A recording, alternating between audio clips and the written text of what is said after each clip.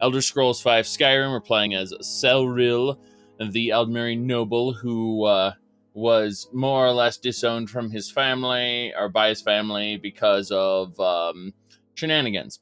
Now, in Skyrim, he is the proprietor of a museum collection, which is growing quite well. He may have gone to the dark side a little bit, what with the worship of Manny Marco, the King of Worms, but hey, I mean, if the King of Worms ascended to become the God of Worms, then maybe Celril can get some immortality for himself, perhaps, maybe. That's a long off goal, maybe, possibly. But for now, the museum collection is what is important, yes. We need to go talk to Auryen. You see, we defeated an ancient elven lich in the vaults of Deepholm, and we have to go talk to Auryen about that. Additionally, we have our adventurers here, Rumarin. Yes? You lead, I'll follow. Very good. May your road lead you to other followers you wouldn't possibly consider replacing me with. Also, warm sands. I've always wanted to say that. Yes. So then there's Elena, and she was a tavern wench who we hired because it turned out she had extremely great heavy armor and, two-handed weapon skills. So there we go. Faendal and Janessa are hanging out in the safe house here. Divine smile on you, friend. Yes. My patron appears once more. Have you need of my blade? Of course. So we're going to go see Auryen, though. It's important. So. Yes, we definitely need to see Auryen. All right. Auryen should be somewhere around here. Yes. Yes, indeed. Okay, we did actually get a Hist Shrine. That's nice. Yes. Her blade, you hope that doesn't mean Hope's Fire? She has a replica of Hope's Fire right now, actually. The original Hope's Fire is in the gallery. We got Mehrunes Razor sealed away now, where it belongs. We have the last page of the Mysterium Xarxes. And, we got ourselves a Sigil Stone as well. There's also a Voldrung replica here. Our wench has the current one, so it's no big deal. Was gonna say that I don't see Auryen around, and I need to go talk to him. So, Martin's death? Well, Martin was also known as Sean Bean, and you can't really expect Sean Bean to do very much other than die. Yes. Very good. Let's see here. Well, we're going to get the Amulet of Kings and reforge it eventually. Sean Bean shattered the amulet at the end of Oblivion, which is why we have to find the pieces. Eventually, we'll just get handed one of the pieces as a part of a quest line. But that's neither here nor there. I'm looking for Auryen, and instead we got spooky ghosts. Why do we have spooky Niles and his wife? Yes, Miss McNerian. I should have known that they're spooking up the place again. It's okay. Though we do need to look for a couple more things on our way. Give me just a second. Right, as I was saying, it's called Auryen, should be in this room here. There you are, Auryen. Hey, we found a place called Deepholm. Interesting. And you say you found this place off the coast of the Sea of Ghosts? Yes. Ever heard of it or an elven lich? No, I can't say that I've heard of any mare liches. And while I haven't heard specifically of Deepholm, I have heard of the Atmoran's use of hidden prisons. Fascinating. The Night of Tears does come to mind, though. It tells the accounts of the Snow Elves' invasions of the Nedic capital of Sarthal. Nobody is entirely sure why they invaded. The mayor had more or less managed to live in peace with early man, and Skyrim is the only place that outright war ensued.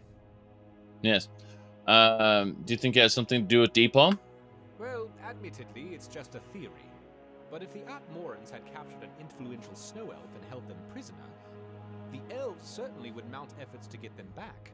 Mm-hmm. If they held this individual in Deepholm and the elves attached Sarthal, though, that would indicate that Deepholm was quite protected and a well-kept secret if that were the case. You know, this does bring up an interesting opportunity, and covers something I've been meaning to speak with you about. After the robbery with the museum, and with all the increased attention we're receiving, I fear for the safety of everything involved. I've done what I could do to secure the Daedric artifacts, for instance, but together, their powers concern me. My proposal is that we find a safe place to hide a number of the more powerful relics, and simply place replicas on display here at the museum. And if what we are talking about with Deepholm is true, it could prove to be a very secure place to hide them away. Hire some resident guards, make some enchantments, and hide away anything that we fear would cause great harm if it fell into the wrong hands. That sounds expensive. Well, yes, it could be, but I think it could be well worth it. Do you think Deepholm would be an adequate place to safeguard things? Let's see. I'm not sure it's a good idea. Yeah, exactly. It's fine. Let's do it. I agree. Give me a week. I'll have the explorers send someone to investigate when they are available, and assess if it'll work out or not. I expect that if it does pan out, it will probably cost something in the neighborhood of 10,000 gold to set up. Okay.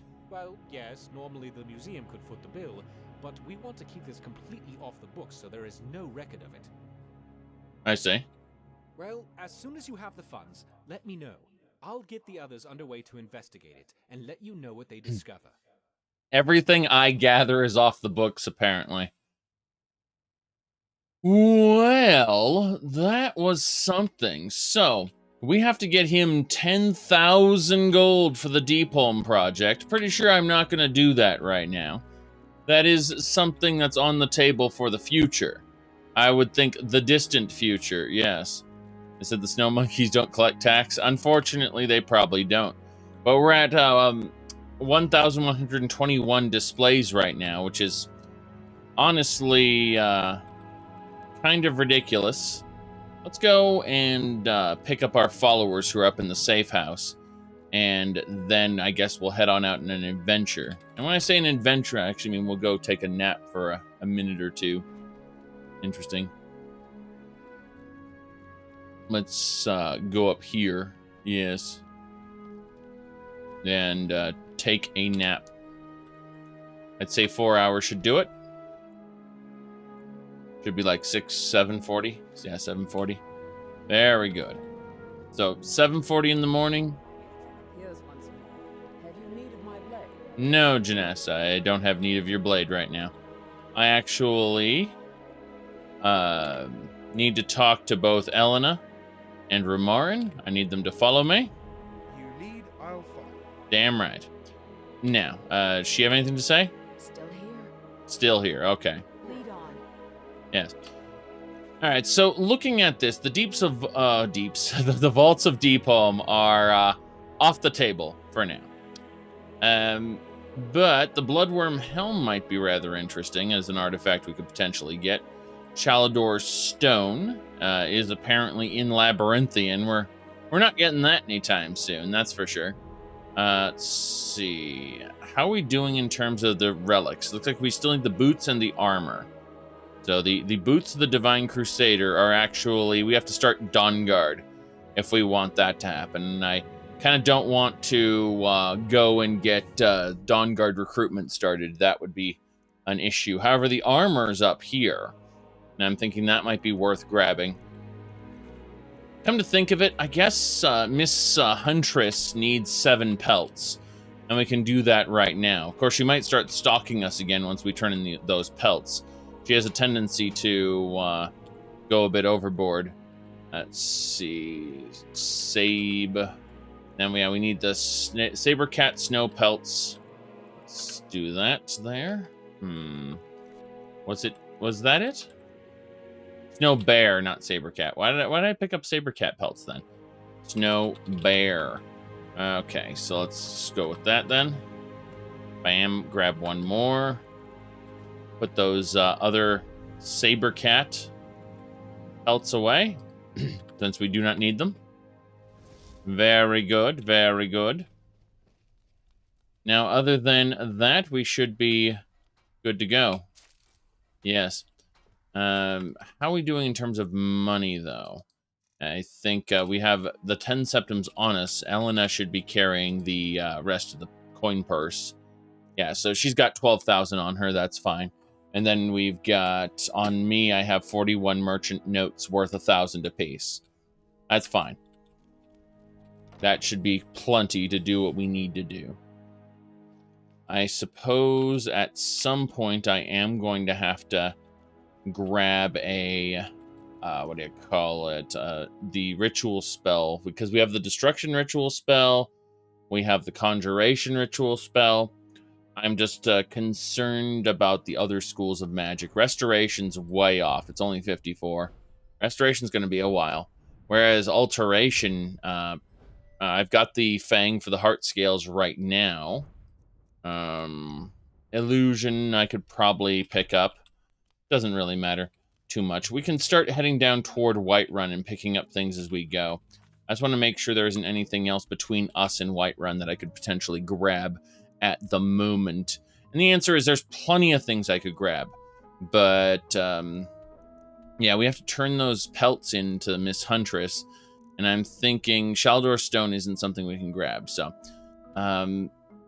let's try stupidly heading on over to Morthal and doing a local job there. I think for a while they've been asking about a ruined house and its fate. And we could probably resolve that in a snap because the people there are pretty incompetent and just kind of sit on their hands until you tell them, hey, this is what happened. They're like, we need an investigator to find out what happened to that house. Oh, woe is me. It's been 4 months of game time, and yet we still haven't found the person. You know, it's unfortunate. It's unfortunate. That's all I gotta say. So, yeah. Well, you saw the Nexus Problem video? It's titled The Nexus Problem, and it's special. It's definitely special. Yeah. Let's go this way. Mm-hmm. Reforming the Dawn Guard, indeed. If you go check out the Nexus Problem video on YouTube, Tarshana sued MXR over him displaying her mod and refusing to take it down. And because he was honestly kind of a dumb kid, he had no idea how to defend himself. And rather than hiring an actual lawyer, he just kind of, apparently, according to her, responded, just with, it's fair use. And that was the beginning and the end of his argument. So he wouldn't have won the case if he'd argued it in such a terrible fashion. You can be right. You can legally be in the right and still lose a case if it's argued horribly. That's why lawyers exist in the first place.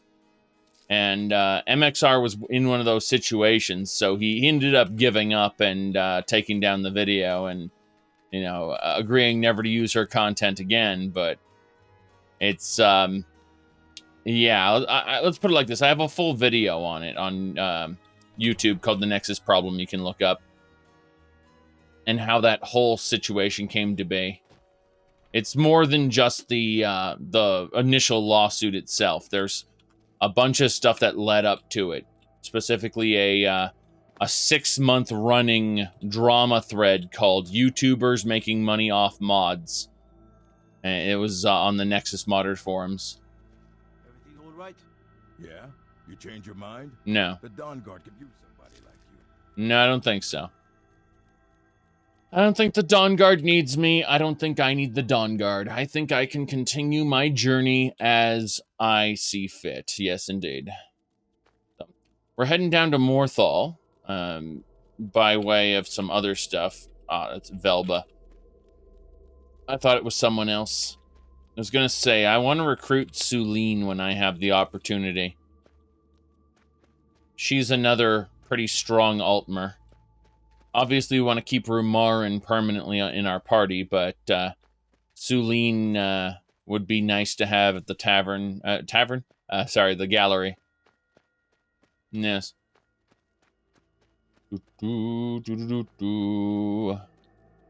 Mm-hmm. All right, let's get going.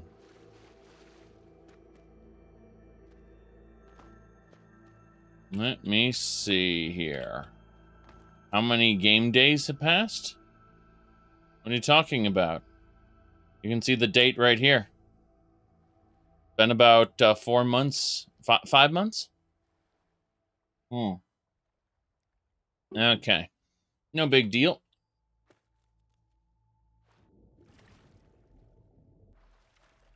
Uh-huh.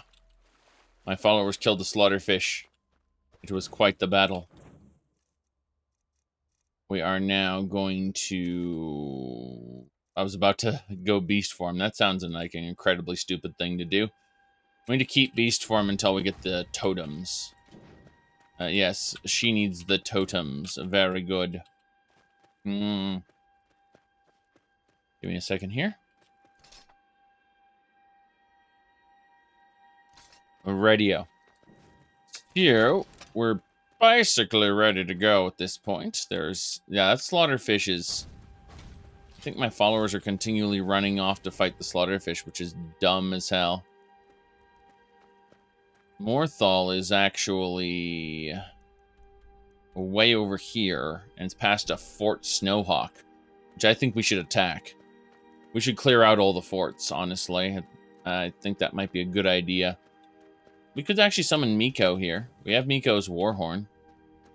Miko, this is the area with Miko's shack, I believe.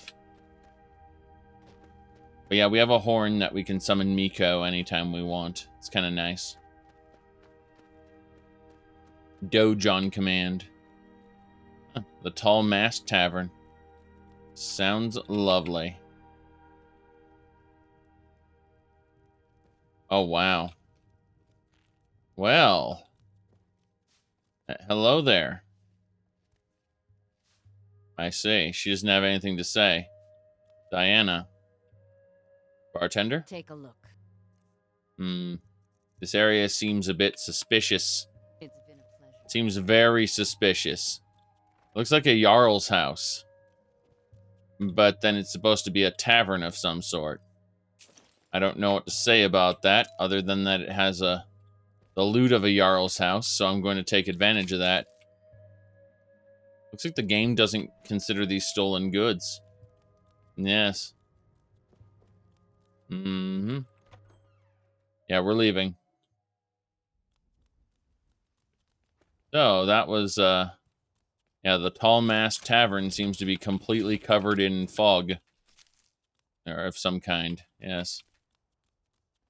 It's quite frightening. Quite frightening, yes. We are starting to get a bit hungry and thirsty. Sulene. Yes. We just need to just drink some... we're going to have an apple dumpling with some cabbage stew. And then maybe some Elsewhere fondue. Did I bring any of that? Probably not. I have an everlasting encounter, though. Completely restores health, stamina. There's hard as a rock. Lala's back pain remedy. Rough lover, stallion endurance. Yes, those are completely, absolutely not suggestive at all. Those are immersive wenches items, I imagine. All right, this is food. It's actually a light meal. It's a pastry. Doesn't spoil. Okay. Now we can eat one of the pastries. There we go. Additionally, a piece of garlic bread. And chowder. Yes. So, we should be good now. If we look at our setups here, we can see that the apple dumpling has fortified our archery. The venison pastry's given us feather. The clam chowder has increased our magicka regeneration. I'm resistant to disease because of the garlic bread. Yes. It's only a little crazy. A lot of different food buffs. I believe this area... wait, there's a skeleton there. Ah, crap. Those are necromancers. So, as far as fighting necromancers go, I'm going to immediately summon for, sorry, 3, or is it, can it be 4? It can be 4, okay, so 4 skeletons. Very good. I think it's 4 now.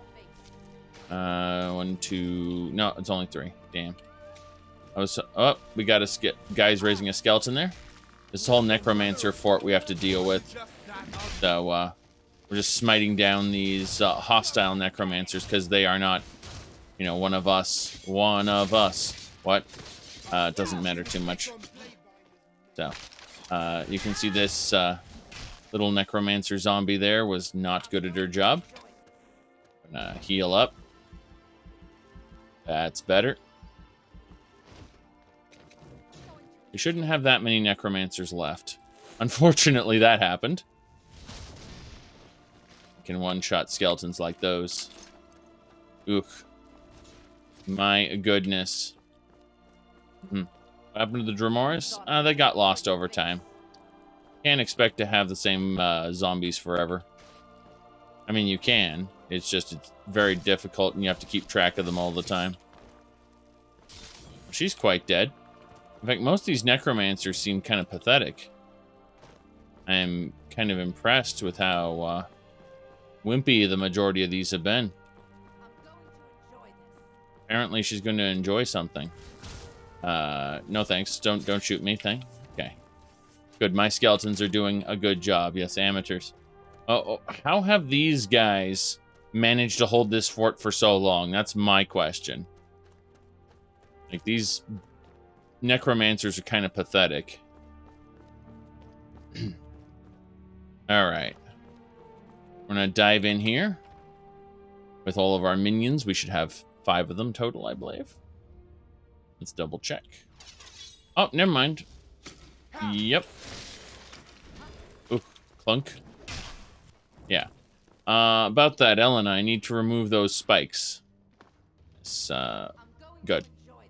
That skeleton... Good thing we got our skeletons here. Did it protect me? Yes. Right. Do do do do do do do do do. I know I heard something. I'm sure you heard something. I'm sure you did. After all, you know you did. Circle of Protection scroll, some bone meal. No big deal here. Sounds like another fight. But that's up there. I'm going to ignore that entirely and go down here instead. And look what we got. An Apprentice Necromancer. Pathetic. So far, all of these guys have been pathetic. Hold on a second. Is this what I think it is? Let's find out. No. No, it's not. Not what I thought it was. You think you stand a chance? I am master of the arcane. Who is Master of the Arcane?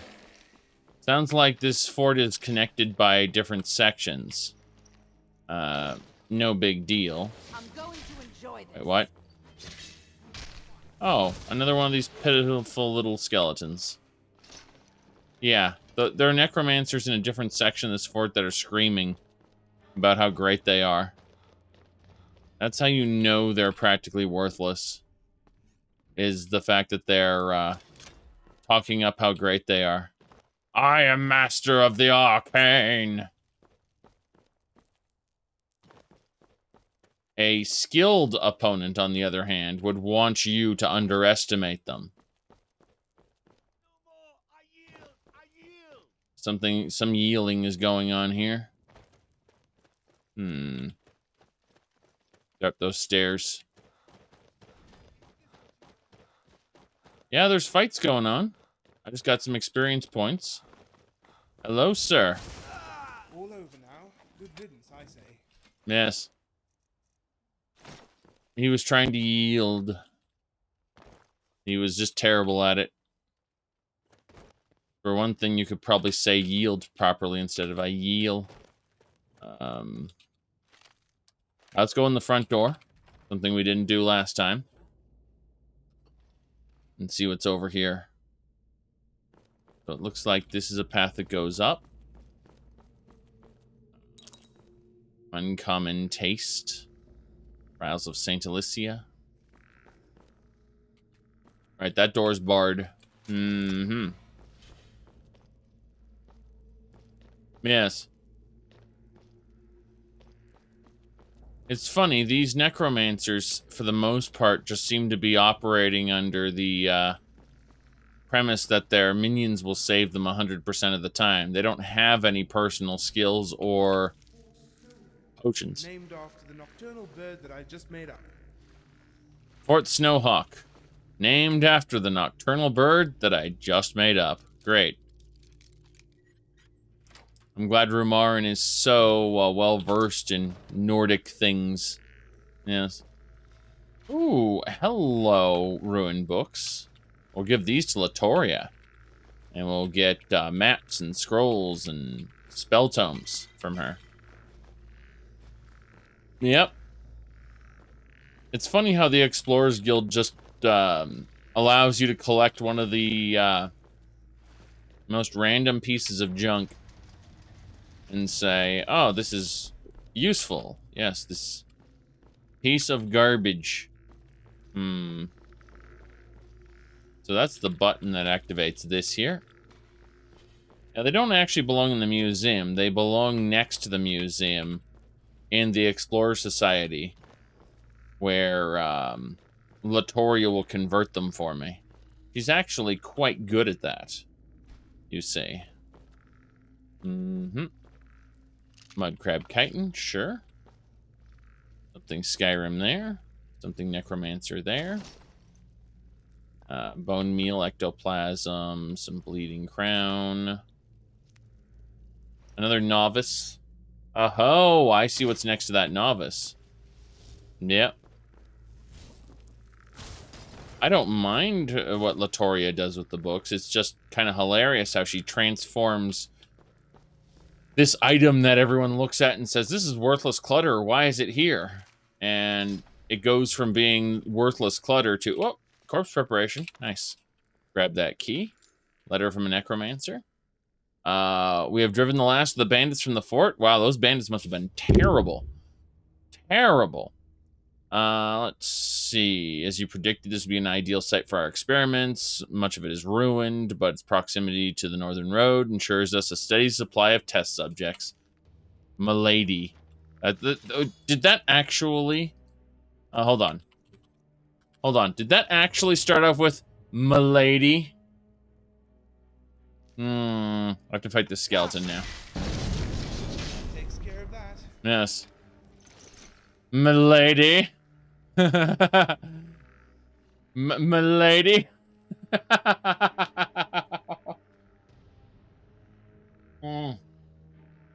Jeez. Yeah, okay. Better.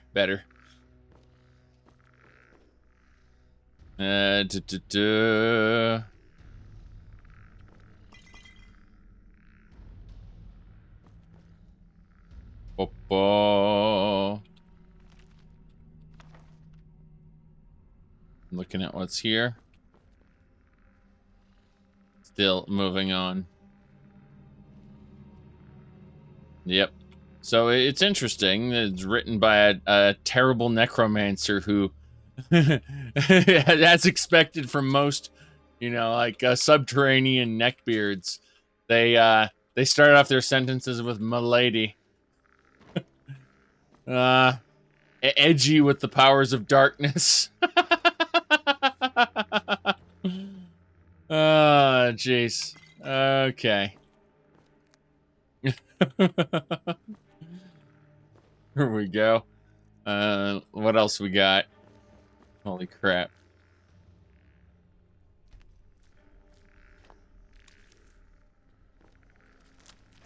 The skulls on these enchanting tables They have horns, yes, but they also have 3 eyes. 3! Really, Rumarin? 3? Oh, yeah, they're troll skulls, all right. Yeah. 1, 2, and 3. And then the nose hole. A big spot for the snout. Oh, boy. Mm-hmm.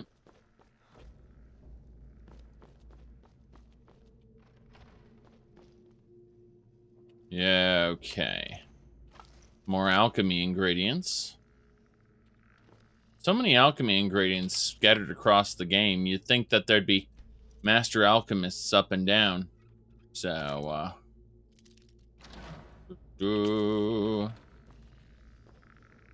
graphical updates. Oh, raised zombie, nice. We didn't have that one. It's funny, we have Dead Thrall, the most powerful zombie spell in the game, but we don't have raised zombie. We'll learn it. Yes. I mean, Oblivion's trolls are just baboons. Wow, wow, wow. Need to pick this door. Oh, never mind. Here we go. That's the lady. Go forth, skeletons. Go forth.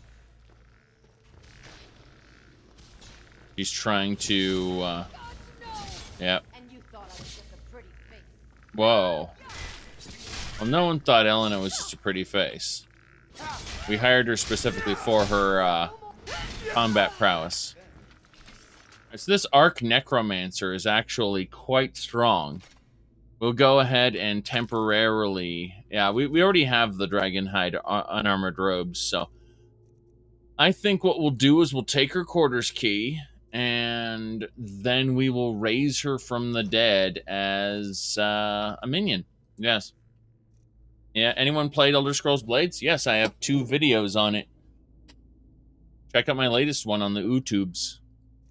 Alright, let's go ahead and use Dead Thrall to give ourselves an Arc Necromancer. Yeah.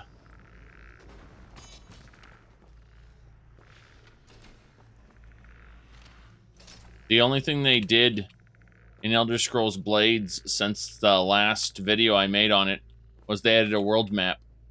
The world map is not great. You just realize there are no goblins in Skyrim? Correct. I have mods that add like goblin armies fighting each other and stuff. But those are mods. So, yes. Okay, that connects into the rest of the fort.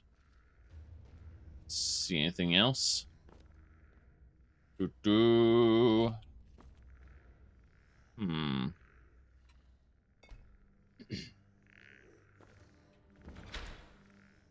Immersive creatures or monster mod or both.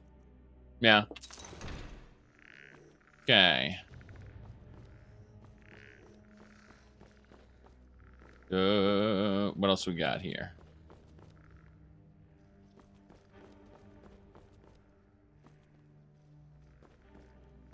Yep. I suppose we're done. I thought this fort would contain, I don't know, a big treasure chest or some sort of something in the boss room. I thought there'd be something more to this. There's the boss of this place, by the way. She is level 46. Good on her. Yeah, here she was. She was messing around with this skeleton, which had nothing in it. We already had the treasure chest. There's a thresher maul here. That's fine, I suppose. It was literally that. That was the boss chest right over here, right in front of Elena. Yeah, that's the boss chest, and that's it. That's all there is. Yes. Are you excited to play Skyrim and OpenMW's engine in 5 years? Well, it might be in 5 years. It might be longer. It might not be at all. Someone else might make a better engine for it at some point. We don't actually know. Oh, Hailstone. It's an ice spell. I haven't been learning ice spells. I haven't been buying ice spells, I should say. So it's interesting that I managed to pick up a few. I think we cleared this fort. Yes. No, it says not cleared. So whenever one of these forts doesn't say cleared, I guarantee you something. The Stormcloaks or Imperials will move in after I've finished, regardless. Let me see if there's anything else I missed around here. My goodness. Got more skeletons over there. Skeletons in your closet or skeletons on the ground? Aha, the prison. The prison. Are you a programmer? I have indeed tried my hand at programming and learned I didn't like it very much. That was a wasted semester. Ha ha ha. All right. There are some people who try to vigorously convince me to get into game development. Yeah. Let's put it like this. I tend to gravitate more toward the creative side of things. More a writer of stories, less a writer of code. You get my meaning? There's a kind of management, project management that's required. A sort of mental ordering that is required in order to be a good programmer. And my writing is more exploration based, I suppose is the best way to put it. Things develop naturally as opposed to being pre-planned, and then they get retooled and retooled again and retooled again until it takes a form that I like. That's not good for programming. Really, it isn't. That type of That's what I call good teamwork. I'm going to enjoy this. Here we go. Hold on. Sorry. I'm trying to figure out what all the crunching's going on about. So there's just some dead necromancers here now. Just dead necromancers. Yes. Right. Oh, ebony hammer. Nice. We can put that in the gallery. But yeah, there are other people who really, for whatever reason, want me to work on game development, and it's like, are you sure about that? First of all, I honestly would make a pretty good consultant because, you know, I will respect the client. However, no, I simply do not have what it takes to sacrifice to create an interactive experience. My thought process is geared more toward the writing of stories, less of the writing of code. Best way to put it. And, yeah.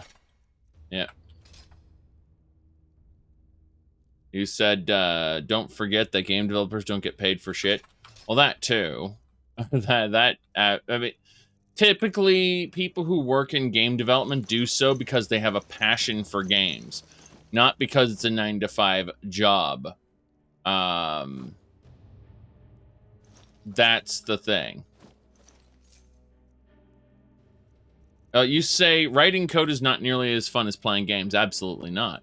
But writing code isn't nearly as fulfilling for me as, say, creating a world, characters, exploring a line of thought on those characters as far as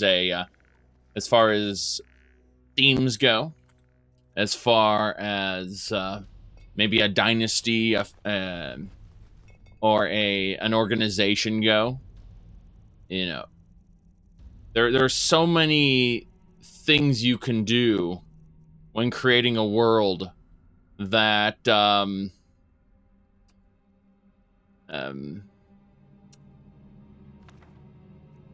that you absolutely how do I put this? You could actually do in a game. It's just it would take a lot of work. A lot of work. Yes. More than you would receive. So again, I mentioned this earlier. Said modding is very different from writing code. Correct. Correct. Well, it depends on what you're modding, because very often, you might be just straight up working in Lua script and you're creating something from scratch to run in a virtual machine inside another game. I've done my share of that. QuakeC was a another form of scripting back in the Quake 1 days. We used to make our own game modes that way. It was quite different from what a Bethesda fan would consider modding. It was hold on a second. I need to actually pay attention to this now. Oof. But yeah.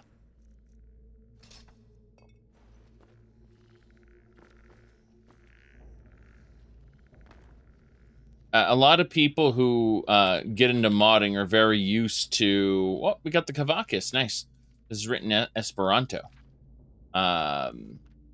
That's a slowed book. Also belongs in the museum. That's good. That's good. I was going to say that a lot of people would are kind of obsessed with the creation tools that Bethesda gives them, or Valve gives them. They won't even look at something like either Unity or Unreal Engine. And you'd be surprised how much of it doesn't require conventional programming.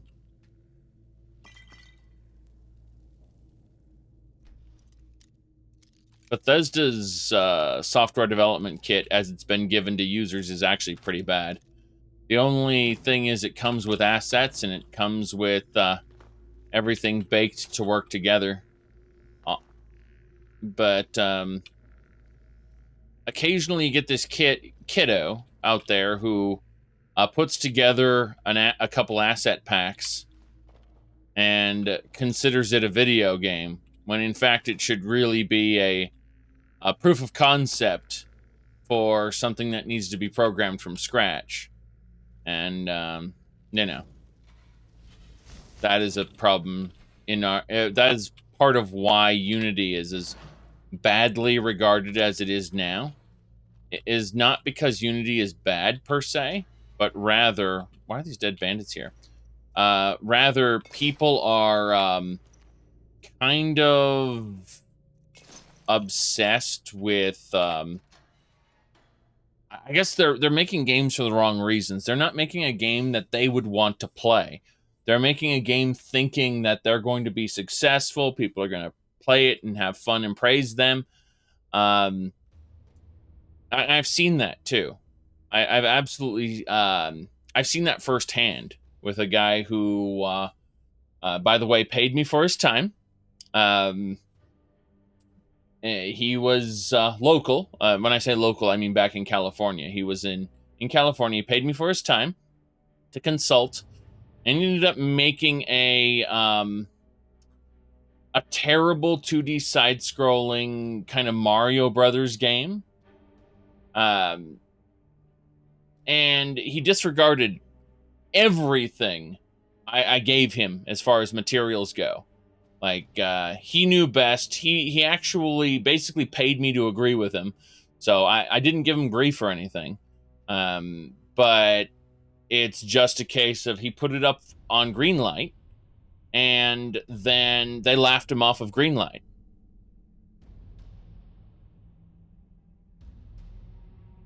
And, you know, like, you pay me, you disregard all my recommendations, and then you get laughed off Greenlight. I'm not naming any names. I'm not going into any details. Yes, he just wanted validation for his idea. I suppose out of respect, I'm not going to go into the details of it. Let's just say that he was doing it for the fame. Period. That's it.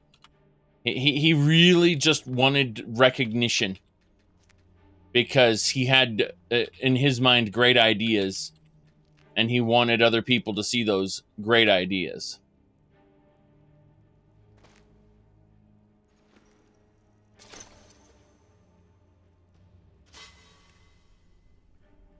Okay.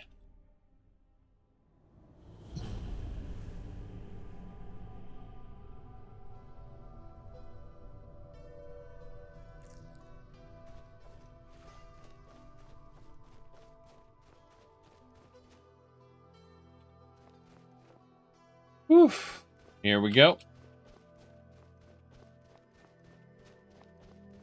Let's keep going. We got mud crab to fight here. First things first. We did defeat the contents of that fort.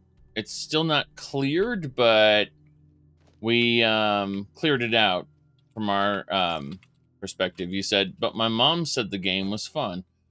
Oh, I really want to tell you more about that particular case because, like, the surrounding stuff is hilarious. But again, I'm going to respect the guy and not reveal any of his personal details. Just kind of the situation as it applied to me, and how you know, I'm very glad that I insisted my name be kept off it. That there are so many things where like so many people are obsessed with fame, and yes.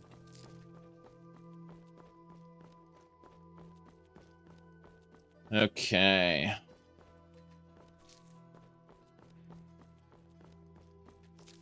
I'm just saying this.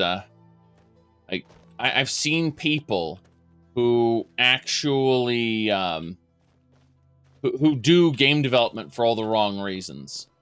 That said, the people who do game development for the right reasons, that is, you know, this is something that they really want to play and they're excited about games, they love games, they get taken advantage of in the games industry. They don't make enough for their time, and their efforts, again, get taken advantage of. Oh, I found a dead mammoth. Yes. Okay. Now, let's see, mammoths. Yeah, it's just the dead mammoth, and there was a bear there for some reason. Yep. There are a lot of idea guys who have no idea how to how implementing those ideas in a game would actually work. I understand that. I really do. Who are you? Walk always in the light, or we will drag you to it. Damn. You just killed a flame astronaut there. Good on you. Good on you. I would argue that I'm more one of those idea guys, actually. However, I do know how to implement it into a story, into a written work. That I've honestly figured that you know, after enough experimentation, that I simply wasn't good for game development, and moreover, and this is the important part, is even if I was, it's just, you know, I wouldn't be doing it necessarily. I enjoy playing games. I enjoy getting lost in a fantasy world. But I just trying to best phrase this. I don't think that I could just commit the kind of time and energy it takes to making a full product like that. I would be at the end of the day, you know, I have worked on stuff back 1 second. Let me see here. I worked on text-based games, right? That's when I was actually active in anything with game development, you know, early game development. And it was more akin to telling a story, you know, these self-contained stories in these little areas. I worked on multiple text-based games back in the day. And that is that's very different from this type of game, obviously. However, the function of this is a quest, this is what you do, that's, yes, making stories is so much more fun than writing code. That's more or less it is. If I'm going to spend my time doing something, you know, where does your passion lie? That's the real question, right? I suppose mine is in creating worlds and exploring lines of thought. Using characters to explore lines of thought based on a set theme, and that's typically what I do. By the way, I skipped Morthal entirely. We're going directly to Whiterun. That's typically what I do.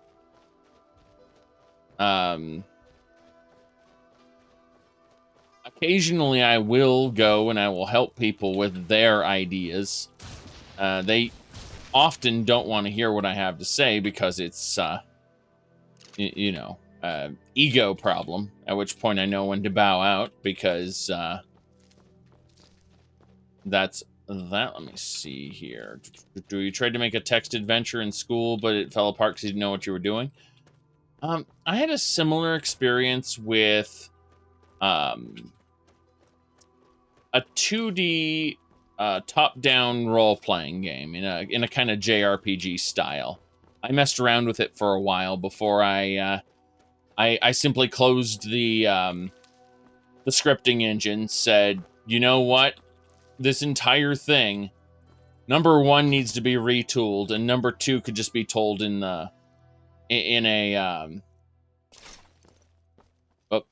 text form, basically. With unfortunately, when you get, it's easy to do in-depth descriptions in a text format. When you start trying to describe things in detail in need that soul gem in a game that already has visual information, the text descriptions can often feel either redundant or contradictory.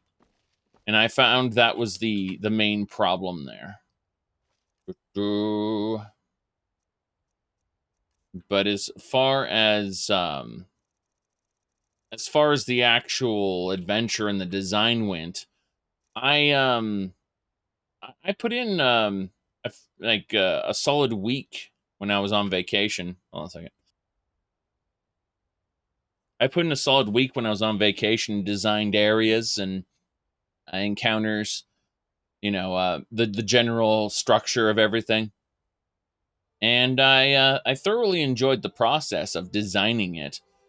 But when it came down to the nitty-gritty of making, individual scripting sessions work and things like that, and, it came down to actually reviewing and testing it after a few days, I just looked at it and I said, there is nothing about this that wouldn't be better in the form of a book.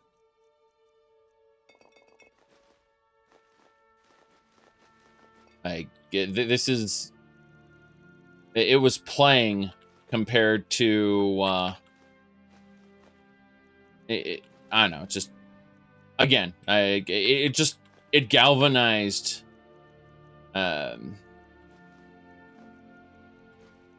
my pre-existing assumption that I really didn't want to be a game designer, but rather a writer in that sense. Ooh. That is it hard as a writer to decide which medium a story is best in? Well, it's easy to make the assumption that a story is best in text, and that's why very often you'll see movies that read better as screenplays. Just straight up are better. Hold on, I have to get up for a moment. I have to go grab something. I'm still in the room. Just need to mess with something here. Okay, as I was saying, there are many, many screenplays that just turn out better than their movies. And it's not because of incompetent actors or an incompetent director. Not every story is suited for a visual medium.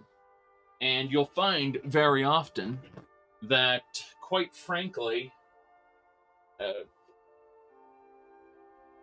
the imagination that the reader puts into the act of reading is the difference between a great story and a bad story. You know, you'd think that wouldn't be, but it's true.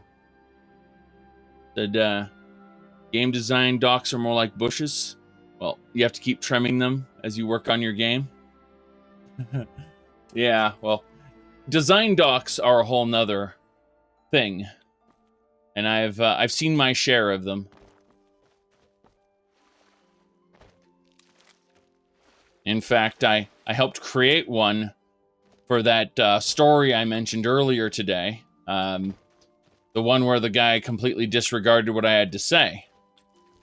He decided he didn't like the design doc. I mean, I still got paid for my time, which was okay, but you have to admit that from a creative perspective, to have someone look at your work and say, nah, it does hit the ego, and it's something you can ignore.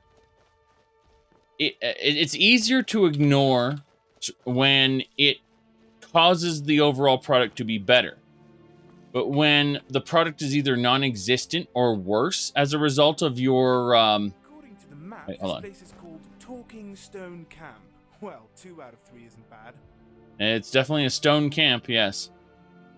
I was going to say that when people disregard what you have to say and the end product is worse as a result, you kind of look at that and go, it's just, it really makes you want to, not care. And, oops, here, hold on. Oh, need to work on this here. Hold on, get this guy. Back up, back up, back up. Get my followers to go. Still level 68 Berserker. Okay, he's fighting. Good. You need to do better than that. That Arc Necromancer was shooting AoEs at this guy, so I'll kill it helped. you. That takes care of that. Good. So we got it. Got Dragonbone, Daedra Heart. We got the good quality stuff from that giant. Giants just seem to hold all the super rare alchemy ingredients for one reason or another. It's a bit silly. They seem to hoard all the best stuff. Anyway.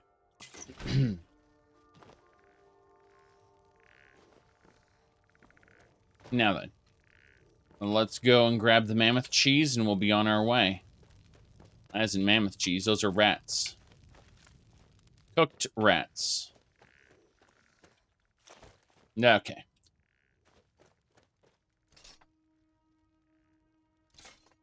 So yeah, as far as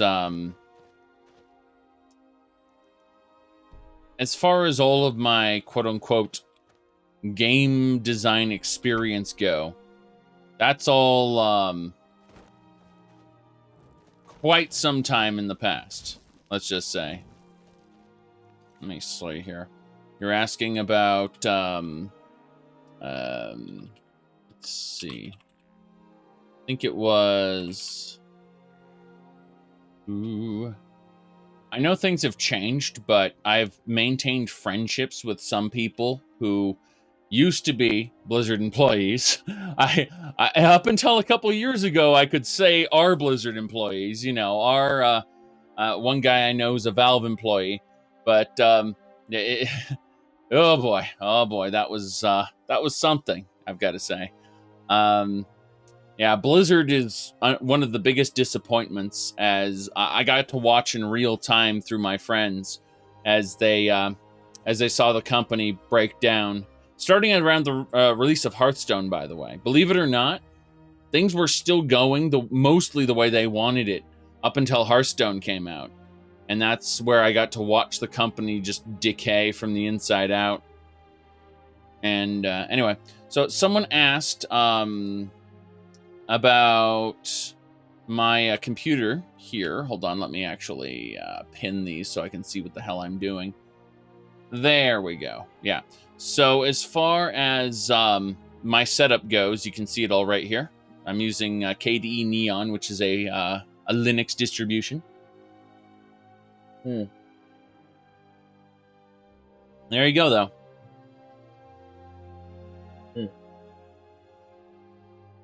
Okay, good. Yep. Now let's figure out where the hell we're going. This way. Didn't Blizzard used to be one of the best game companies to work for? Basically, yes. And that's the sad part. Originally, when World of Warcraft came out, they were more of a frat boy kind of company, not really... there weren't very many restrictions, and at the same time, there weren't that many resources available. What's called Warcraft 3 and StarCraft were actually built under very limiting. Well, I was gonna say just very limited sets of resources. Diablo 2 was interesting because like Diablo 2 wasn't that great when it first came out. It got better as the result of another group of people who ended up leaving the company pretty soon afterward. Free is ours. I've always wanted to say that. Yes.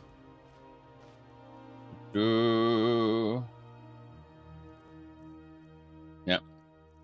He said left to start Path of X. No. No.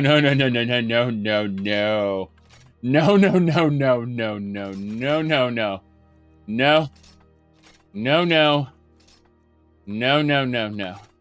I'm afraid the story is far less uplifting, I'm afraid, than that. You see, flagship is an industry term now. And some of the people who made Diablo 2 the best game it could possibly be, they ended up making flagship studios. And being flagshipped, well, let's just say Hellgate London did not turn out the way they wanted. It was going to be a first-person shooter, Diablo-style game set in the modern era where demons were attacking. And you'd go into these hell gates and take the fight to the demons. And, yeah, there was quite a bit of tribalism between the people who stayed behind at Blizzard and those who spun off. I remember making some of the people who stayed behind at Blizzard very happy when I told them that I had played the Hellgate London alpha test. The company doesn't exist anymore, so any agreements that were made, you don't have to worry about those. But I played the alpha test, and I told them flat out, I myself have designed better maps in the Worldcraft editor for Quake 1. You need to get your level design squared away, or this is going to be a failure. I told them that, and then I shared the sentiment to privately between some people who still worked for Blizzard, right? It was nothing that they hadn't already seen because they were given access to it as well, but they hadn't actually played it despite having, been in the program. Doesn't really matter, though. I told them flat out that I told both groups, basically, I have designed better maps myself as an amateur. All right? These maps are bad. I hit Rumarin again by accident. Yeah. Oof. Frostbite spider. Yeah, we got him now. Got so many enemies. Maintenance tunnels and subways. Well, the subways are how you get around, because if you go to the surface, the demons will kill you. That's the whole point of Hellgate, yeah. You move around through the subway tunnels from area to area, and the rest of it are city ruins. And so you take the fight to the demons in various city ruin sections. That was how it was supposed to work. But, oh, there's the mammoth. Bam. That's how mammoths work in Bethesda games. Alright. Anyway, so yeah, they were rather delighted to hear All right, that's that at least they were kind of snarky about it. The people who worked this Necromancer, unfortunate but also understandable. He hit Rumarin too many times and he's angry at her. I'll teach you to pick on blade binders, mage. I clunked her. Oh crap! Kill. Damn. And we survived. Thank Respect that. you. Thank you. I'll take her everything. She's not really worth it. So, do I watch Ross's game dungeon? No. But again, I mentioned this. I played Hellgate during the alpha, so, and I was given then access to the beta test, and, like, I was there during that time. I did not engage with it after it came out because I had enough time to see it wasn't going to get any better. Unfortunately, the base game is interesting though, because you have like it has Diablo style loot in a first person shooter, and that's really cool. Like I really like that. But it was going nowhere. Absolutely nowhere. So I just, I gave my feedback to the developers. And when the NDA was over, I gave my I told my feedback to Blizzard employees at the time who I knew. And yeah, it was just for the people who stayed at Blizzard and didn't leave, they were kind of snarky about it. Like the idea that like these people went off to make their own company and they like, we don't need you, we're gonna do it without you, and then they promptly, failed. They promptly failed. So unfortunately, that's indicative of a lot of the games industry in general. Are these spin-off studios followed by either a success or a failure, followed by them more or less fading into obscurity. You end up having like this stories told over and over and over. But yeah, I don't really have much to say about it other than I suppose it kind of sums up what I was talking about as far as the Diablo people go. Like these are the people who made Diablo 2 as great as Diablo 2 was. Diablo 2 was all right before they retooled it for the expansion pack.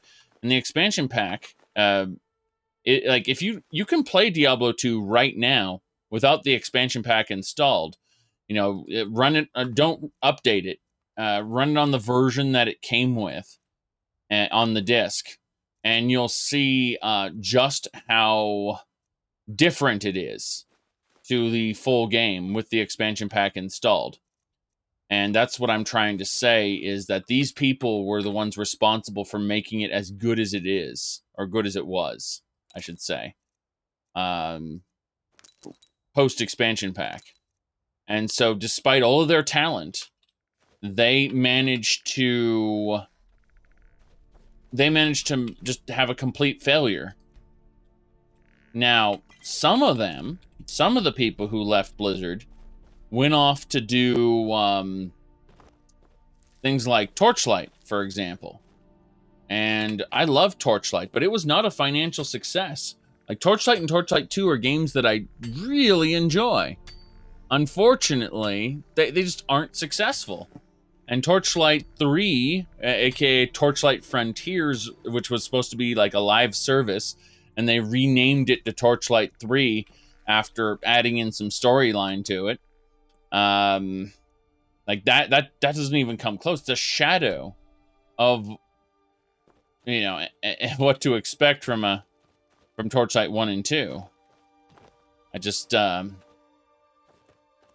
know, it's a series of failures off the back of this, this great success, Diablo 2, because they couldn't make it on their own. Outside of Blizzard, I mean. But Blizzard themselves started to decay afterward. You know, like, when they left and they were trying to do their own things... crap. When they left and they were trying to do their own things, it wasn't that bad. Like, it really wasn't. Their content, Blizzard, I mean, wasn't that bad at the time. Oof. Yeah, that Flame Lord, I needed someone else to tank for me. There we go. We got him. He's about to explode. Kaboom. Right, Elena? Elena stood just far enough away.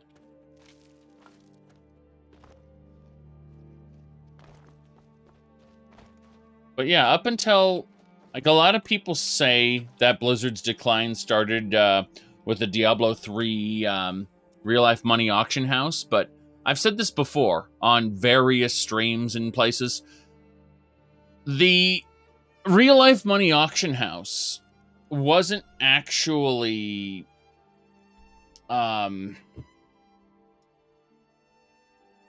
it wasn't what people thought it was supposed to be. Like, they didn't intend on it being a quote-unquote cash grab, the way it turned out to be. What they intended on the real-life money auction house being is a way to put item sellers out of business. That was their original goal.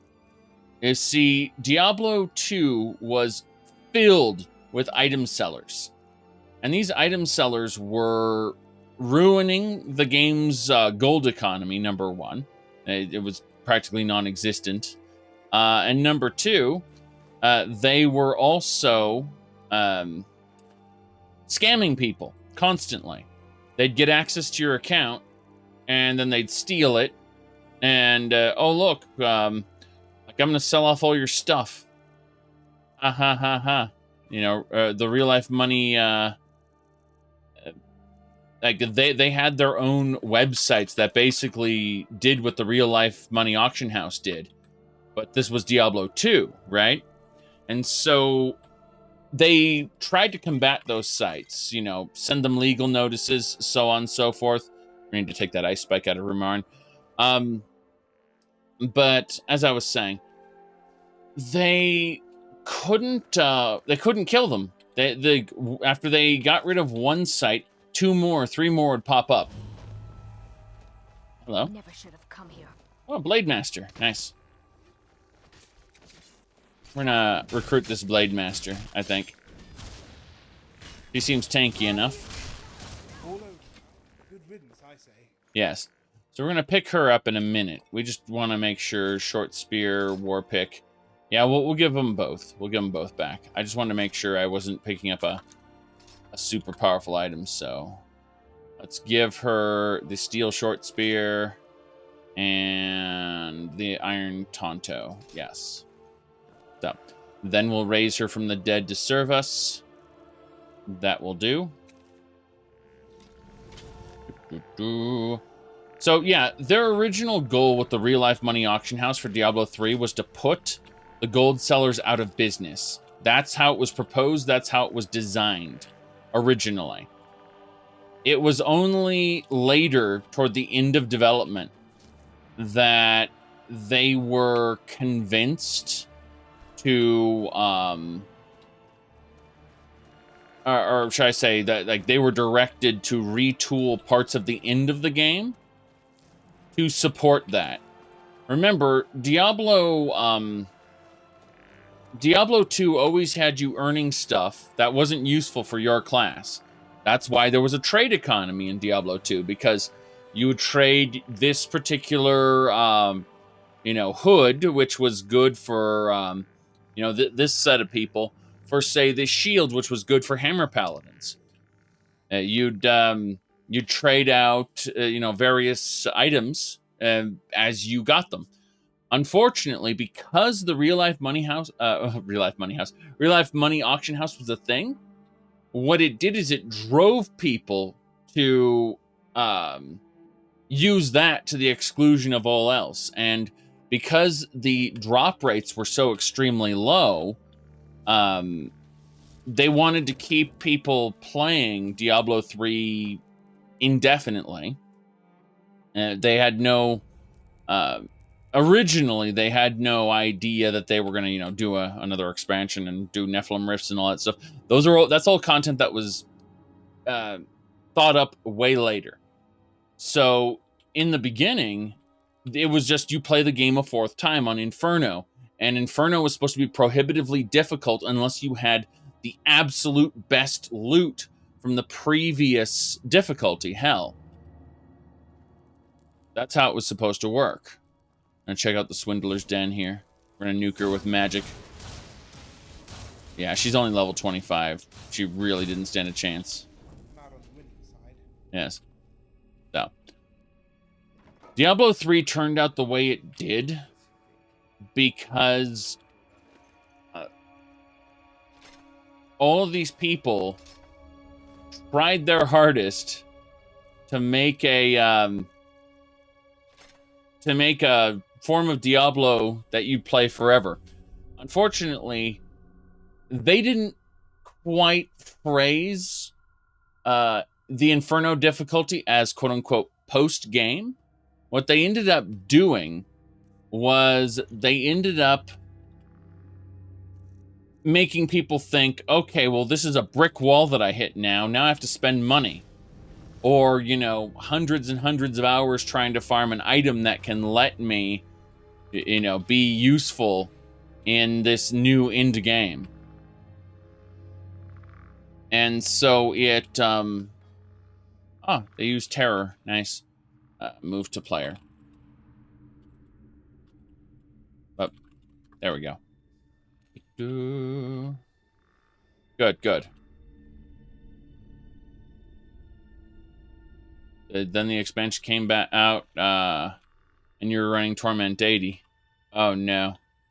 Well, the expansion pack came out, and, it changed the way all the difficulty scaling worked so that people felt more fulfilled no matter what they were running at. You see, there was just this weird brick wall where everything was too easy on the Hell difficulty, and suddenly I died to the first, one of the first enemies in Inferno, and I'm scratching my head going, how'd this happen? It's because Inferno was pitched as the post-game for people who'd beaten the first 3 difficulties. But through a coming together of bad balance and in a real-life money auction house, Inferno wasn't seen as a post-game content. It was seen as, oh, well, apparently I need to go, they're trying to force me to buy stuff. That's really what it is. So, what do you mean I'm level 48? I mean, I've only been playing for 177 hours. Okay. Let me see here. Let's go. Is someone there? Ah, crap. We got a Marauder. Over here. I should be able to take him. By take him, I mean roll until Elena destroys him. Yes. Yeah, that lady there can still one-shot me. The one in the background. So we're going to back off for a second. And we're going to use Stone Flesh. Then we're going to drink a health fortification. And now we can probably go and kill her. Maybe. Oh, see that? Dead. Took a headshot. Must die. You must die. Damn shame. Damn shame. Yep. She's just super strong. So. Yes, you missed all the things. But as I was saying, what I was trying to get at was Diablo 3's real-life money auction house didn't come from any nefarious scheme to get all your money. It was originally a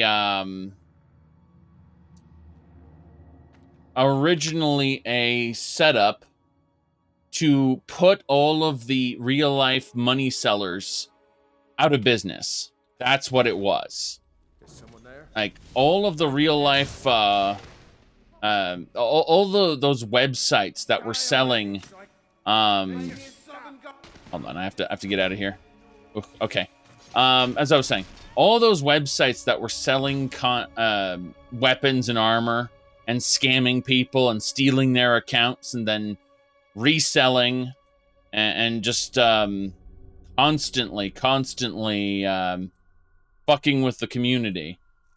Those needed to be put out of business completely. Unfortunately, they had a tendency to crop up in places that they couldn't be dealt with. They, oh, hold on. Okay. Why are we attacking the... Oh, okay. Good. We got her. Yes. They had a tendency to just keep popping up, regardless.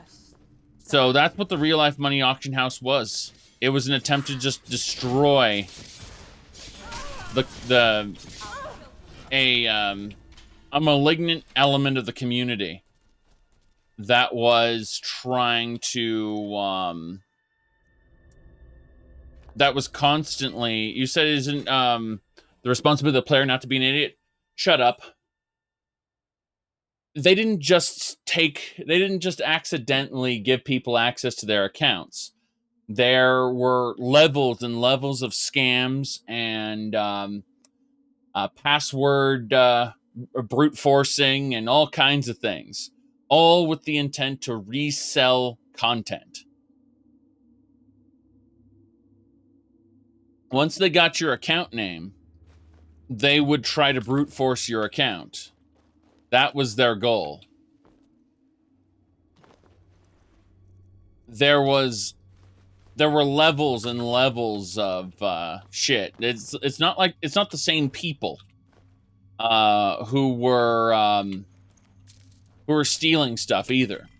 It would be, for example, they would have a list of known account names, and they'd give that list to their friend who specializes in stealing, accounts.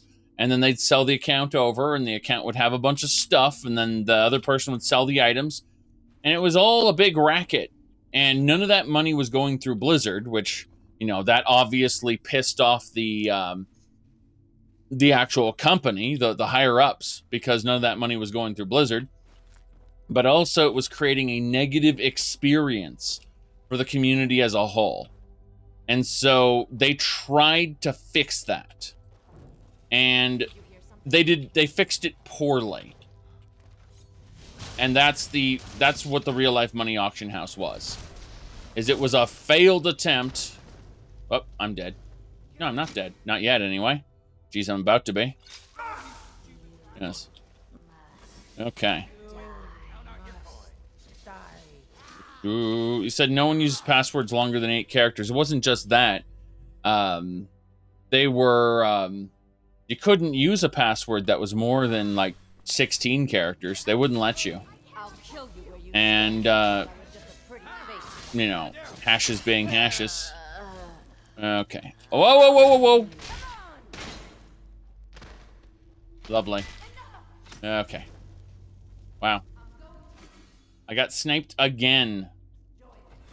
Yes. Well, I mean, we didn't get authenticators well into World of Warcraft, actually. World of Warcraft didn't even launch with authenticators. Okay.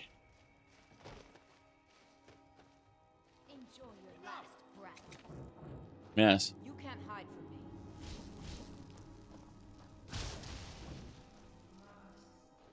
from me. They don't know we're here, so we're gonna raise this minion here. Yes. So. Yeah, all right. Anyway, the whole trying to sell and steal accounts thing was only really a thing because the accounts had value. And that value was, you know, they were trying to move that value away from an open,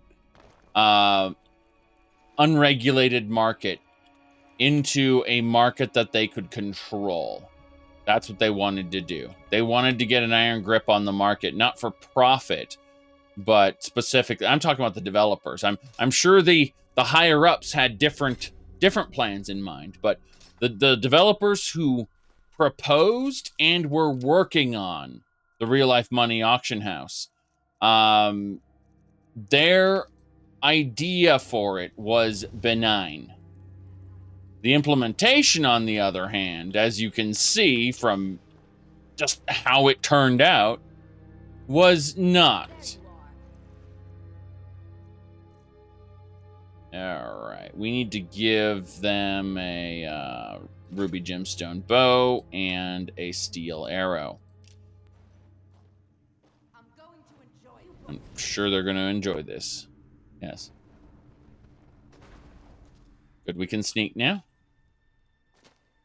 She's got her weapon there. We're going to move her to player. Yes. Did I have not seen any of Fudge Muppet or Camel Works videos in some time. I know he did a video on the Augur. But, you know, I haven't seen anything new in quite some time.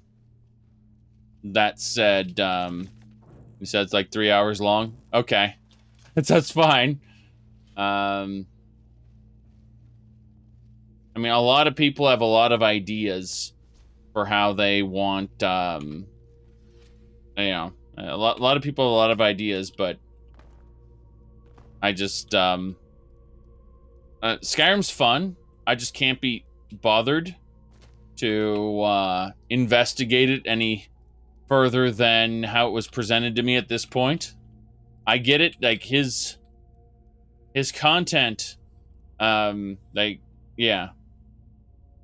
You said it was best explained by the developers making shit up as they go along. Well, yeah.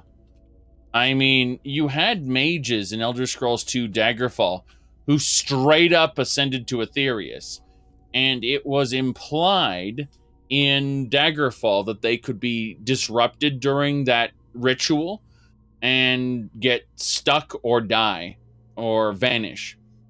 And so I just assumed it was some kind of callback to that.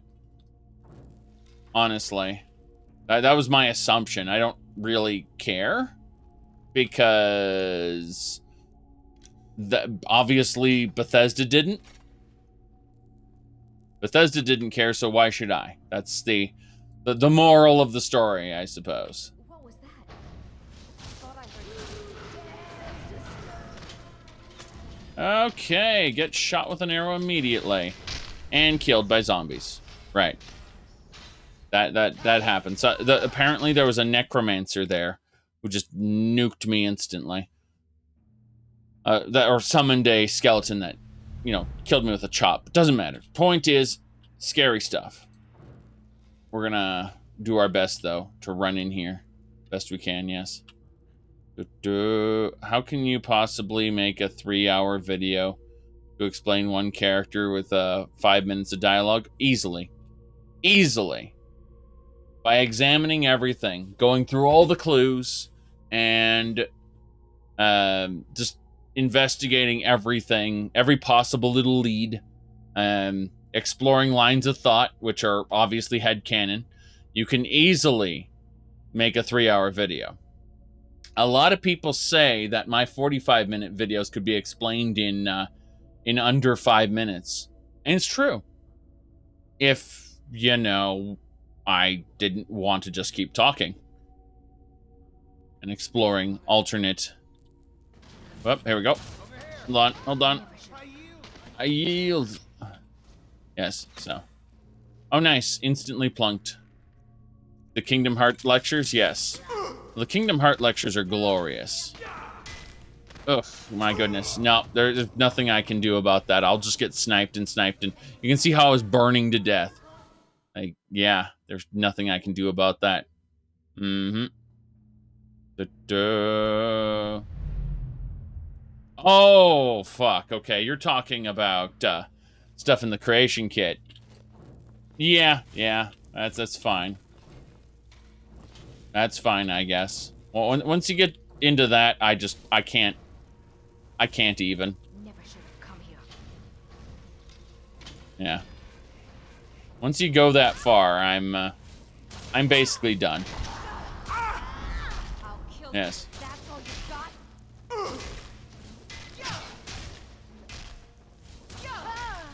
Okay.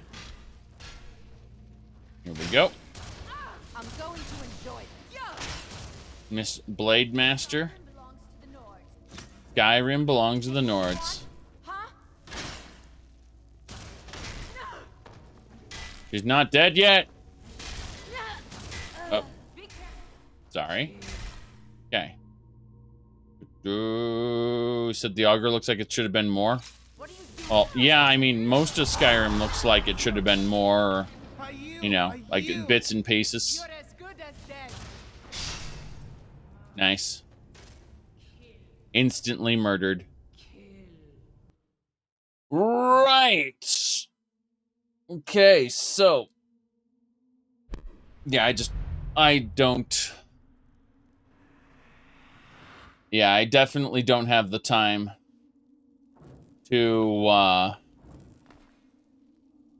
approach a topic from those lines of thought. Like, well, I mean, that would be like going into the creation. Sorry, the what do they call it? The map editor of StarCraft 1 and finding the Tassadar/Zeratul Archon, which exists in the actual data files, and by constructing a line of thought to explain how originally, Zeratul and Tassadar were supposed to fuse into a super Archon to take on the Overmind. And, you know, it's like, okay, that is a possibility, but they obviously never used it or intended to use it, so it doesn't matter to me. I get how that level of exploration can be interesting. It's just, I kind of did that about, I think, I'm trying to figure out, about 7-8 years ago. You know, when Skyrim was a bit newer. And now I think I'm over it, I guess. Now I'm fine with headcanoning massive mods. Right, Rumarin? Don't worry about me. I'm in the best shape of a Slode's life. Yes. You know what they say, timing is all about something or other. You said the Zelda theory community? Zelda theory community. You know, the absolute best world building Zelda ever did was in the instruction manuals. Before of Zelda's like 1, 2, and 3. And yeah, it's just funny that that's really where it kind of peaked, and the more they added to it, the worse it got. From a world building and storyline perspective, I mean, like, look, A Link Between Worlds is amazingly fun. I adore A Link Between Worlds, right? But the idea of creating an alternate low rule in the same damn game, that in the same world space where we had Link to the Past, that's just garbage. That's like some idiot who ran out of ideas would make. Okay, that's it. We're going to click on her. We're going to TCL our way through this. Uh-huh. Yeah. Apparently we have to click off her, TCL through this. Then we have to click back in. Then what we do is we click on her, and we tell her to move up. Yep. There we go. Same thing for you. We're going to click on you. I'm going to move you up.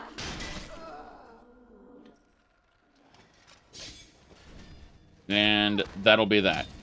What I'll do is I'll TCL back. And then did that. Yes. Come on, that dagger couldn't cut butter. The corridor will never not be bugged. Yeah.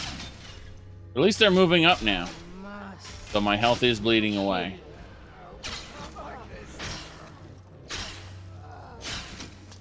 Oh, I got to burning. Alright, Elena. Get back up. Stop running away. Stop running away, Elena. You're supposed to kill these guys. Yes.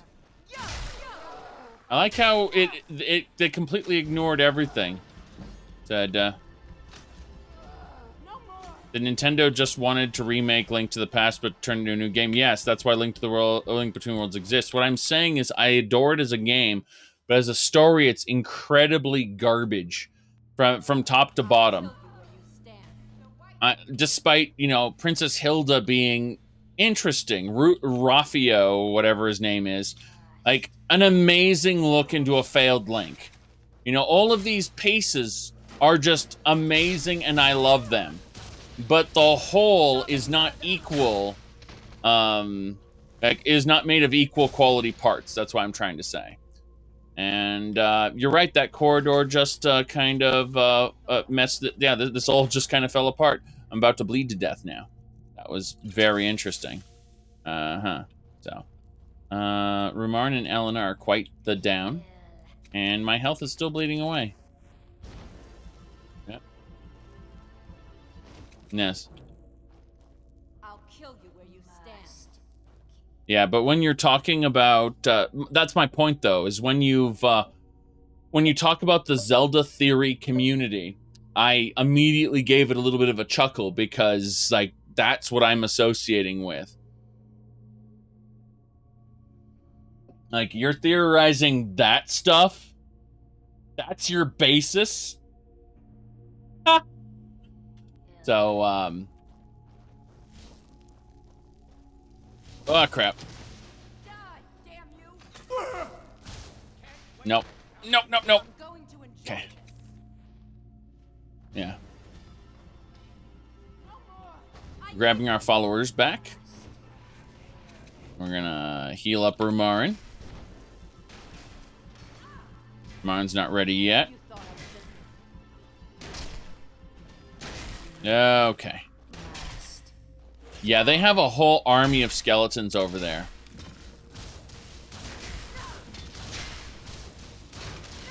Which I'm trying my best to hit without hitting Elena in front. You can see the problem. Damn you, bandit! Can't you see I'm poor? Yes. I'm going to enjoy. Quick, throw a book at them. They won't know what hit them. Yes. Throw a book at them. They won't know what hit them. Because they're bandits.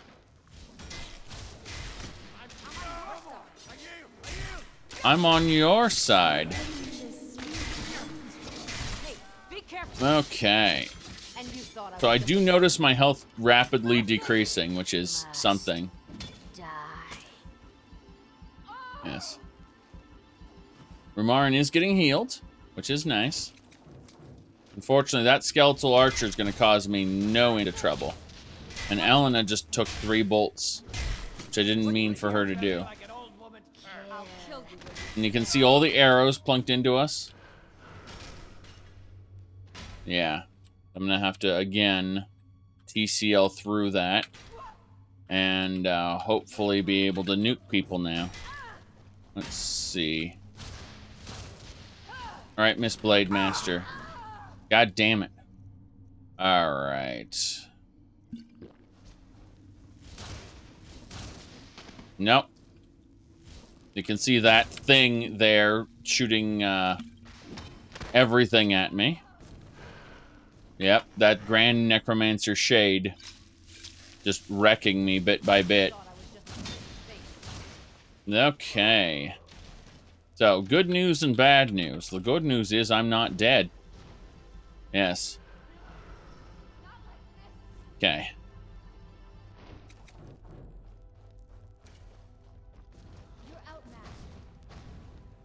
Okay. This shade has to die.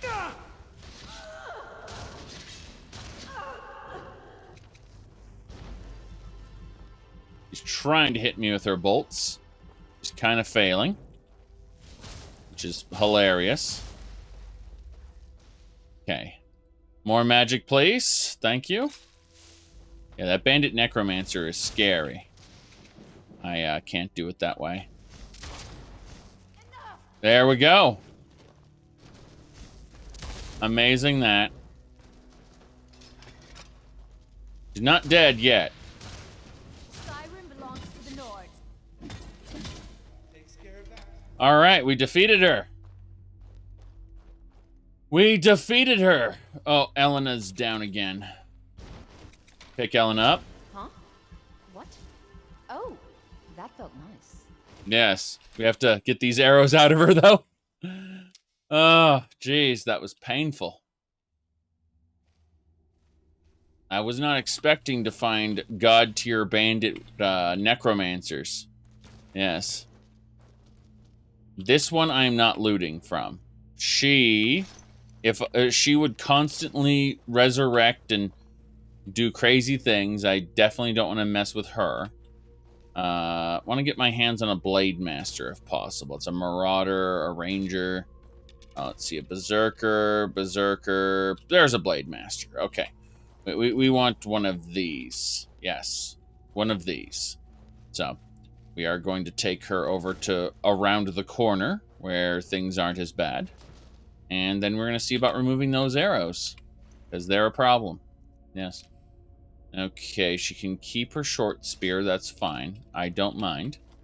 Let's resurrect her as a minion. I suppose I do need to give her that second weapon again. My bad. Let's see. Iron or steel. Yeah, the horn pick. She can have that. Yeah. Let's raise her from the dead as a zombie.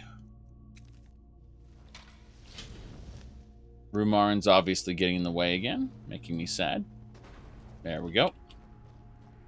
Picking her up. Next, we should take a ranger. A zombie ranger. God damn it. Get over here. That's it. You know what? Elena, Rumarin, you guys just wait. Yes, you guys just wait. That way I can successfully grab a Berserker. Yes.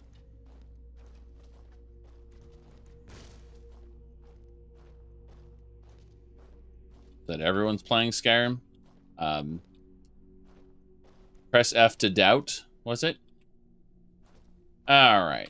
Well, either way, we are going to give her the not a seeker arrow. Give her something low quality that I got. Yeah, an iron arrow. She can have that. And then we'll revive these two. Let's see what she has. Just make sure I don't miss anything. Blackbriar meat I don't care about. Let's see here.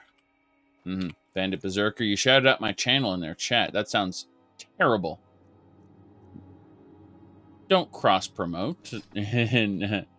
Oh my goodness. Anyway. We got this. This should be fine. So we're going to do that. Everything should be okay. And if they're looking for someone else who's playing Skyrim, that's okay. Yes. Stormcloak Lord boots? What do you mean Stormcloak? Stormlord boots? No, those don't belong in a museum. Yeah. Yeah. They don't... Yeah, she needs Stormlord boots, not me. They don't belong in the museum. Very good. Very good. Ah, the satire. Okay. How are my boots doing? Yes, they're doing fine. Hippity pops. Alright, Elena. Follow me. Hopefully we've killed all of the major enemies. Unfortunately, we can't know for sure, and we're going to have to tell everyone to wait again, because I just remembered something. Yes, Rumarin, wait. Elena, wait. Oops. Ulfric Stormquack, you said? Yes, Ulfric Stormquack, leader of the Stormquacks. The quackiest. The quirkiest, the quackiest.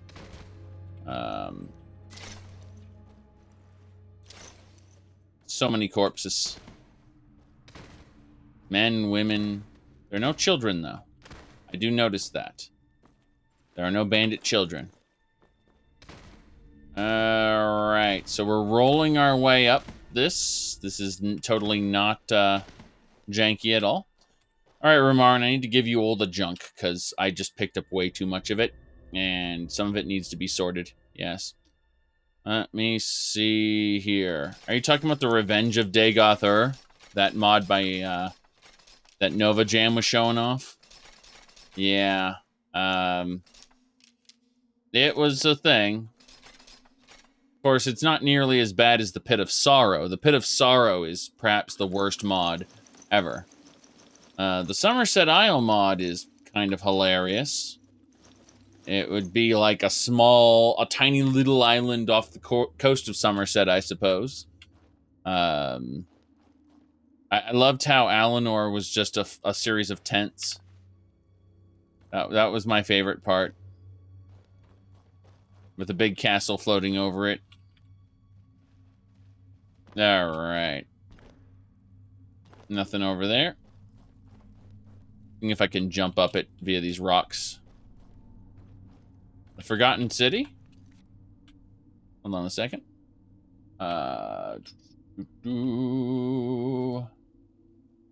Okay. Let me do this for you. So, there we go. And Forgotten City on Steam. Yes, indeed. 1,000 times. But it still breaks my heart to hear the truth of it.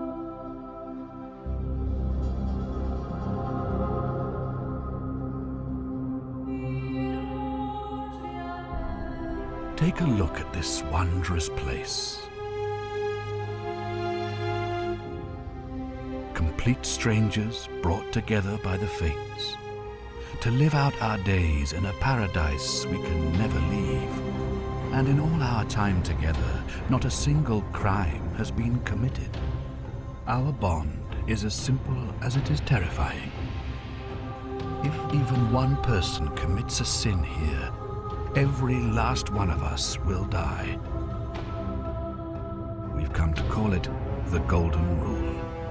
Every moment we're walking on eggshells, and I have grown more and more afraid that our time in the sun is almost up. Someone is about to break the Golden Rule. I need you to talk to my people, help them win their trust, figure out who is about to end our lives. And by any means necessary, stop them. If all else fails, and our darkest fears are realized, I will use my dying breath to give you a second chance. The fate of this city is in your hands. Yep. Wishlisted on Steam. It's gonna come out eventually. Yep. Coming soon on Steam. There's business. Yep. There you go. Said winter 2020. Yeah, it's probably going to be 2021 with the virus going on and all.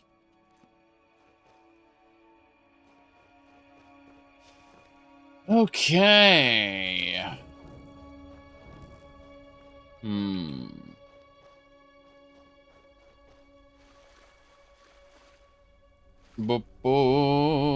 You wonder if the creator removed the mod? I doubt it. That would be a stupid idea, considering the mod is what got all of the goodwill in the first place and why people want it. I mean, yes, it won a guild award for, you know, great writing. But, okay, we just beat the boss. Let's get going. That's what I call good team. Very good. We're still looting everything we can here. Whiterun Guard is quite dead, which means we got a full Whiterun Guard's armor for the museum. Yes, yes, yes, indeed. Very good. Additionally, we got a card of Draconis, Amulet of Kynareth, some robes of illusion. Yes, this dungeon was worth it. We got the Whiterun Guard stuff without killing right one guard. What now? Hold on. Yes, it's fine. Okay.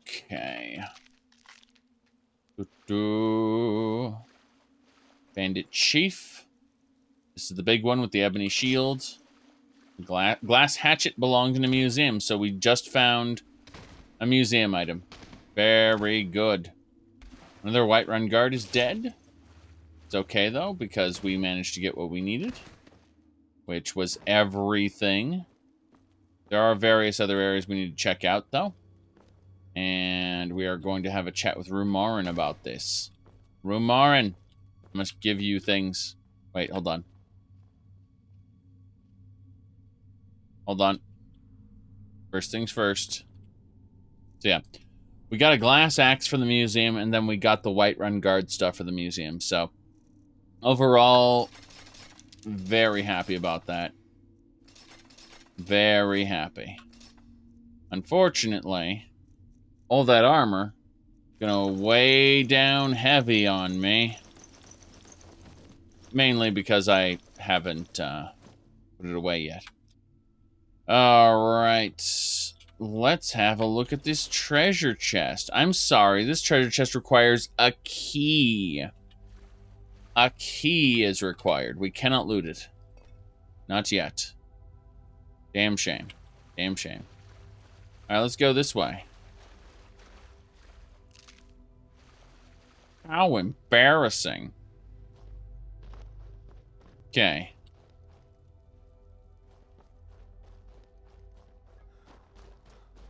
More bandits, I assume. Yes? No? Well, I will take the rabbit. So much rabbit. Oh, refined glass and smoked salmon. Is that more refined glass? I'll take it. Thank you.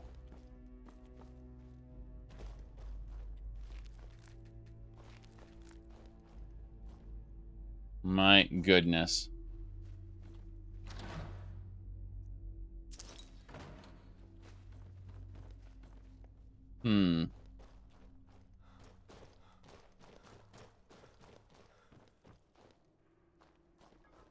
I was actually quoting an Oni Cartoons clip with the how embarrassing. Yes.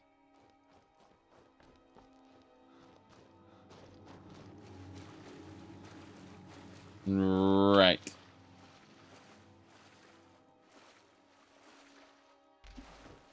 Also, I think the best how embarrassing was also, hold on, let me grab this one. It's called, let me see here. Here we go.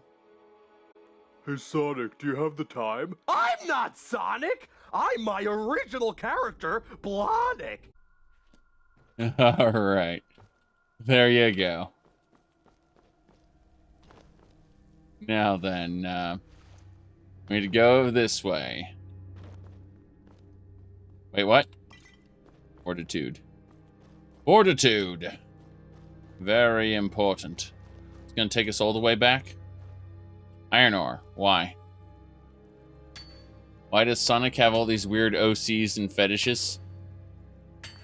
Because it's kids and furries. Look up a video on Rainforest. There should be 2 or 3 of those, so you can learn what happens when you just let those kind of people loose. There are a good number of them who are decent human beings, all right? Decent human beings. But in amongst their collective, let's just say, there are a group of people who get away with being special, let's just say, extremely special. And they fly under the radar because their behavior that should be a red flag is somewhat normalized within that group of people, let's just say. Like, there should have been 2 or 3 red flags as to, well, this person is not quite right.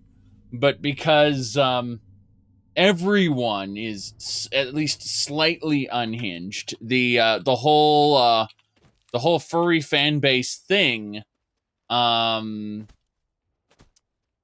manages to mask the warning signs of these very specific individuals. Yes.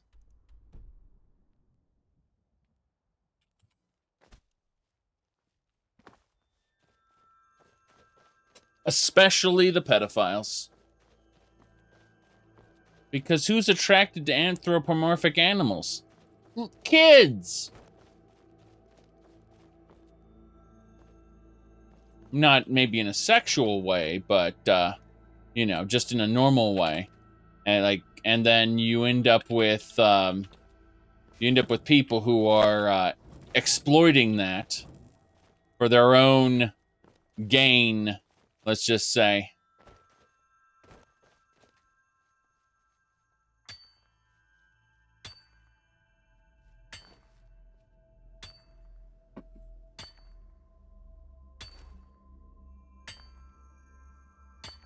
Yep. Oh, got a grass fossil. Totally worthless. Don't need another one of those. I only need 1. Sorry. After you get the first fossil, all other fossils are worthless, don't you know? Don't you know? Is that a mammoth skeleton? Go look up that thing here. Hold on.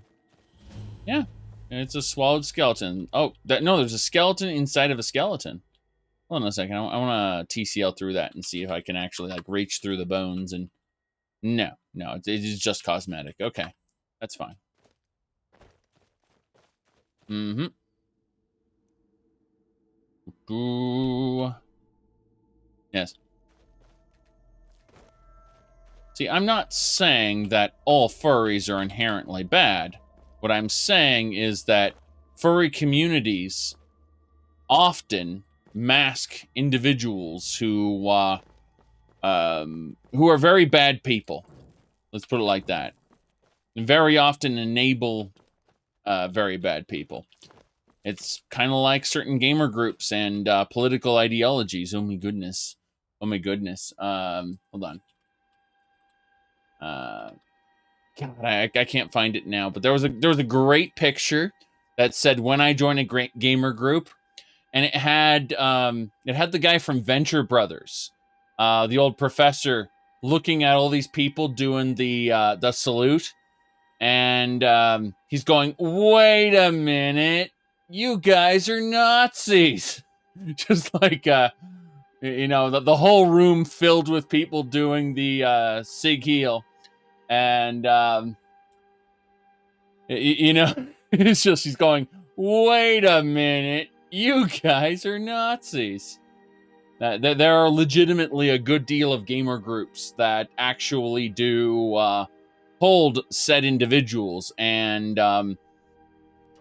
Let's just say, you know, it's not saying all quote-unquote gamers are Nazis, but rather there are quite a few groups that go, well, it's just the memes, bro. You know, don't worry about it. It's just the memes, bro. Yeah.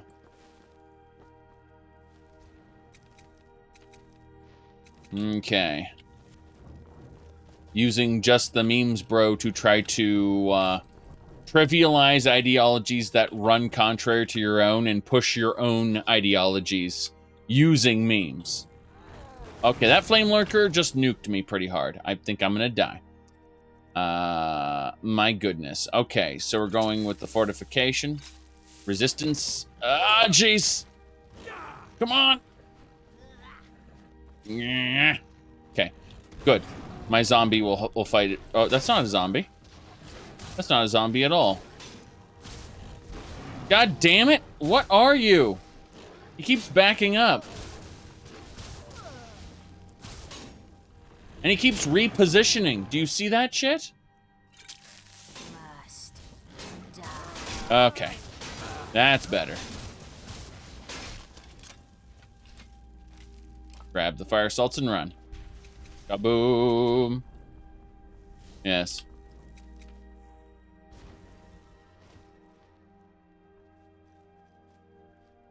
Right. Ooh. That's her animal companion.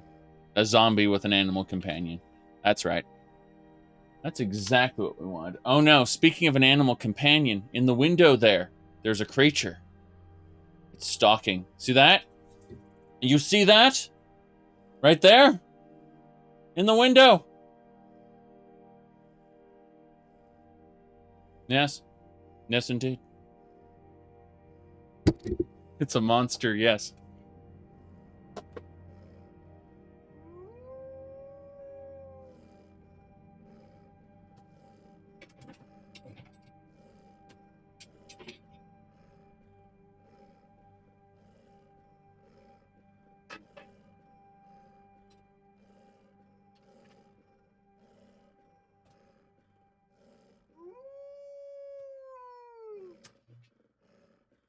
I'm closing up the window now. So he's coming in.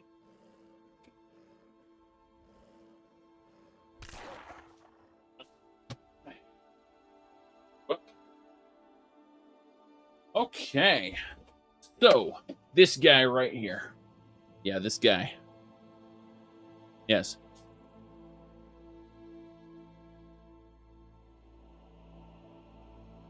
There he is. Meh. Meow. Hey. Hey. What do you have to say? Nothing? Oh, whoa. Squealy. He wants free. He not only wants free, he wants fed. Yes. He wants free and fed. Okay. Indeed. He told me. He told me very clearly he wanted free. There you go. Yes. He wanted free food, yes. Mm-hmm. Okay.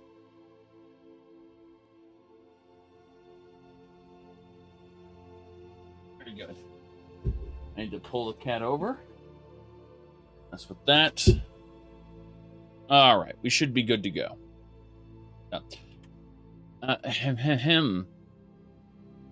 Need to make sure we got this this Dell Lapit top here with how do they call it? No battery. And you see the little battery thing here.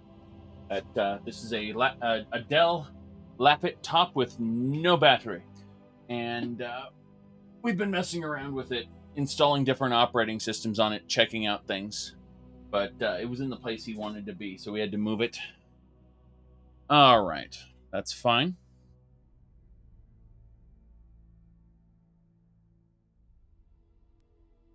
All right, we're going to quick save, and then we're going to check out where else we need to go. We need to take the pelts to Miss Huntress over there. We're also going to need to pay off our bounty over there. And we're going to need to turn in 2 quests to Apprentice Necromancer. So to the east. Past the fort. Yes, past the fort. And yeah, that's it. Just east. Should be okay.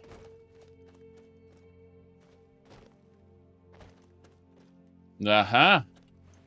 A bandit who died trying to defeat his nemesis, the giant saber cat.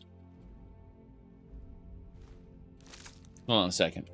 If we equip a dagger, like this dagger here, we can harvest his body.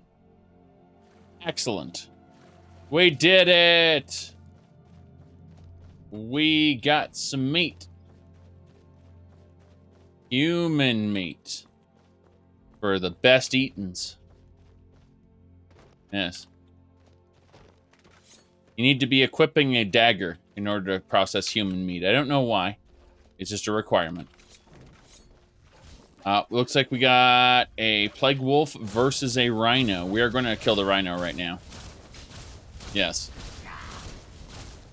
My bandit zombies are more than enough to fight this rhino. I'm confident. The mammoth, on the other hand, I was not expecting. The mammoth might cause us issues. So we are going to be careful. Good. We got it. Damn, all those arrows in it. There we go, then.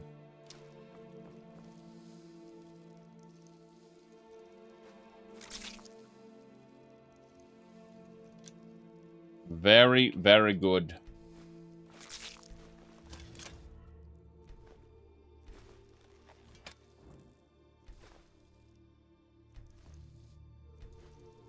Almost there.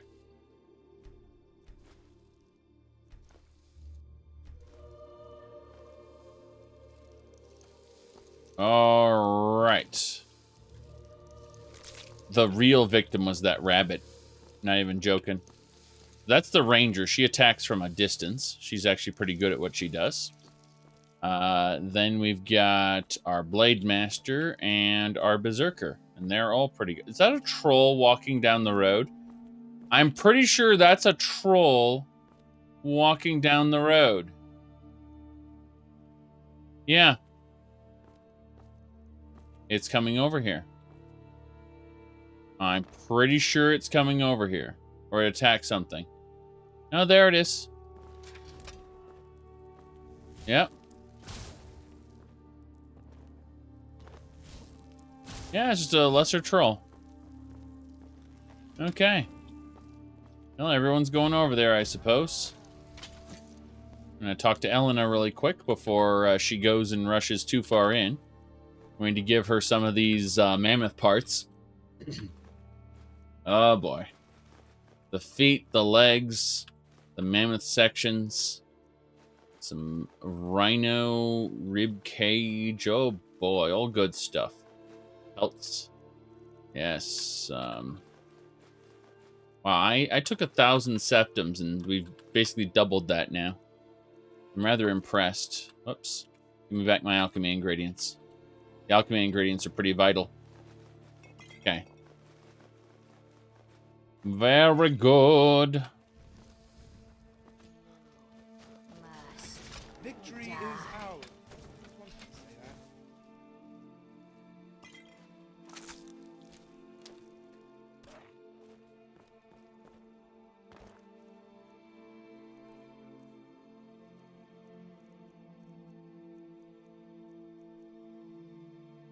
I just got another YouTube comment someone told me about that apparently I need to set the record straight that apparently, you know, according to this random internet person, I'm a virgin, so.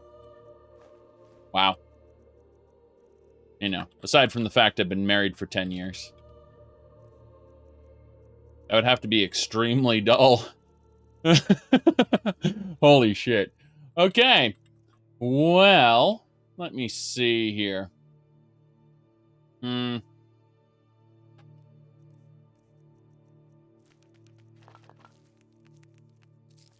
don't know.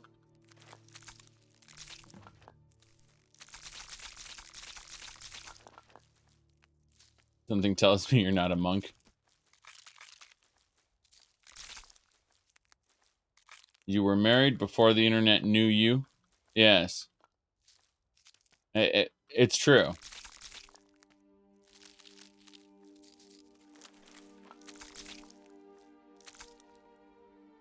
Ugh. My goodness. My goodness. Yeah, exactly. Honey, you're going to have to teach me sex. I was informed I was a virgin. Exactly. The internet said it, so it's true.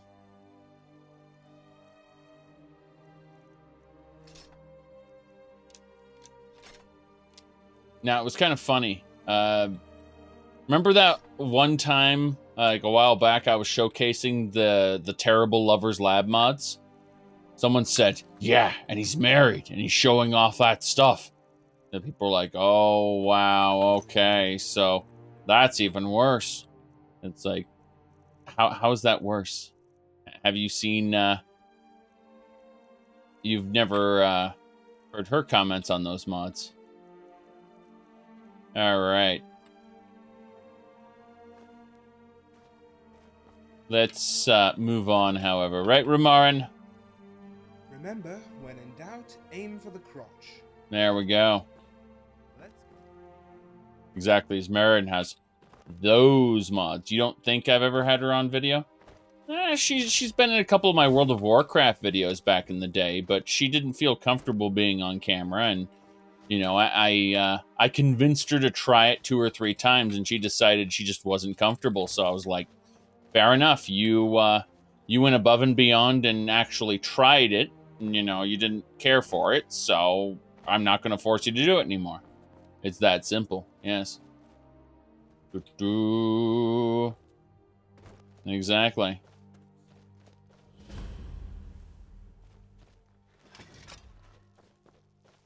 Nope, got Karen roaches. Those doges are fighting the roaches. Doges! Kill the roaches! Why is there a cat in the middle of this? Ugh.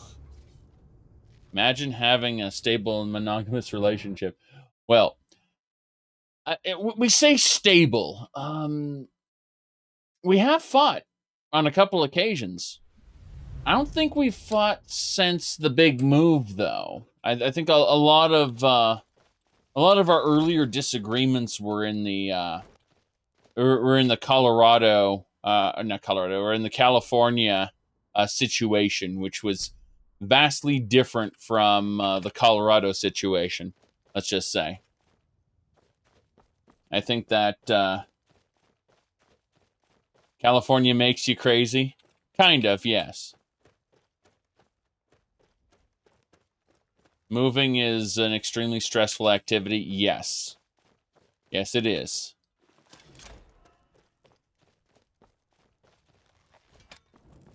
But I mean, it's been several years since I lived in California, so we haven't had a real fight since then.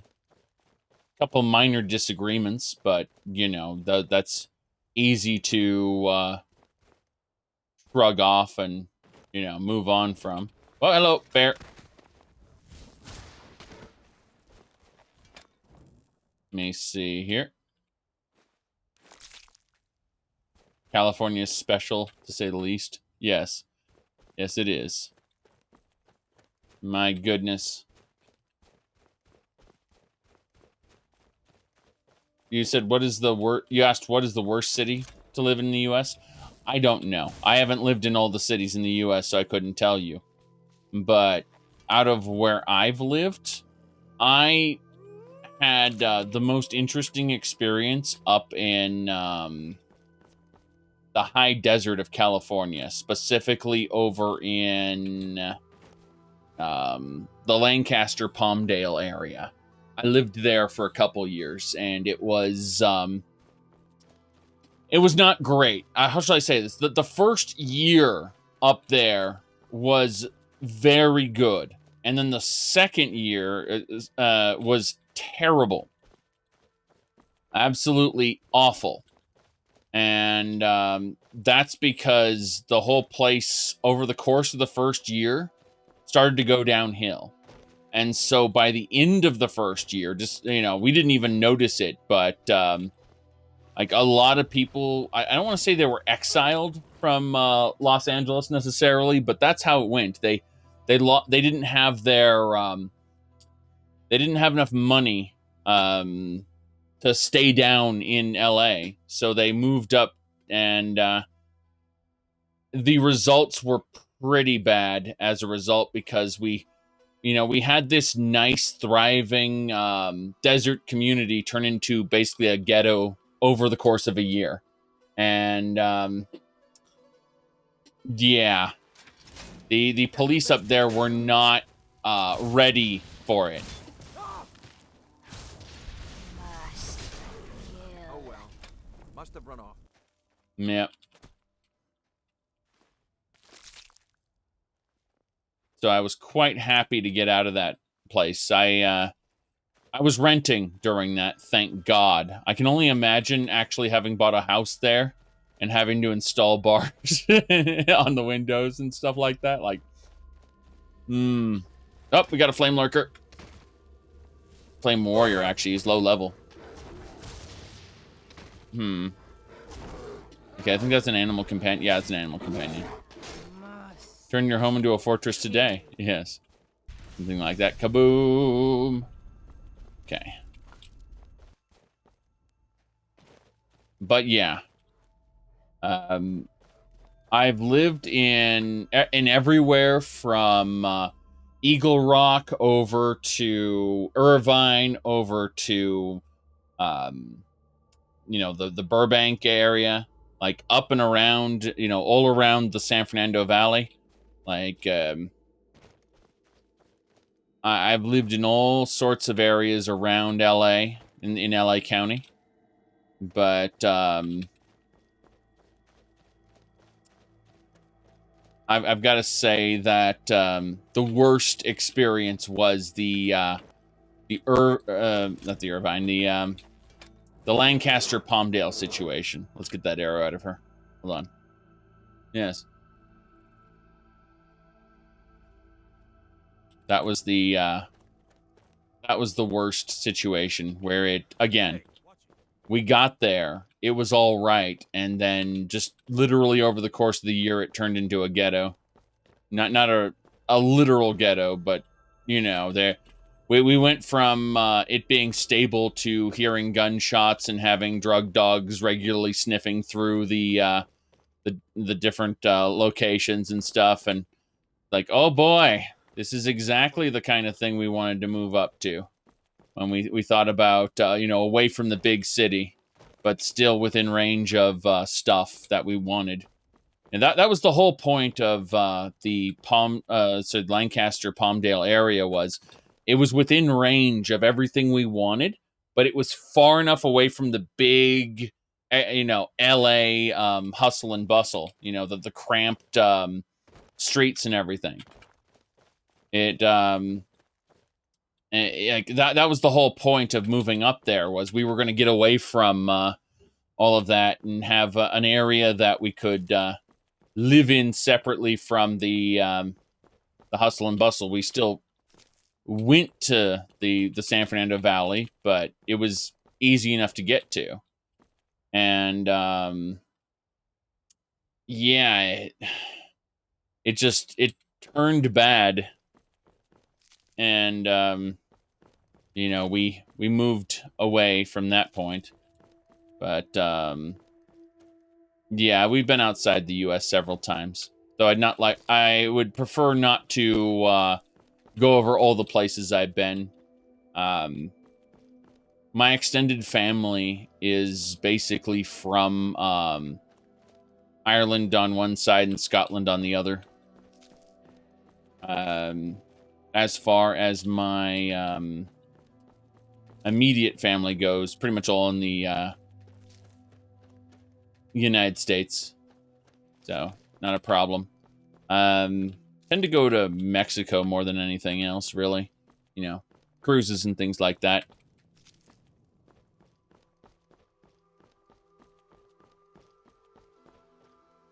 Only been, like 3 years since my last cruise. Something like that. Mm-hmm. I'll take Colorado Springs over Palm Springs any day. Sorry.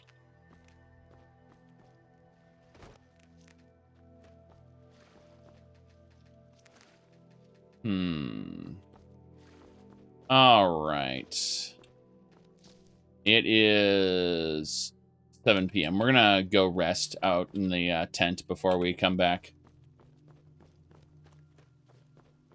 Yes.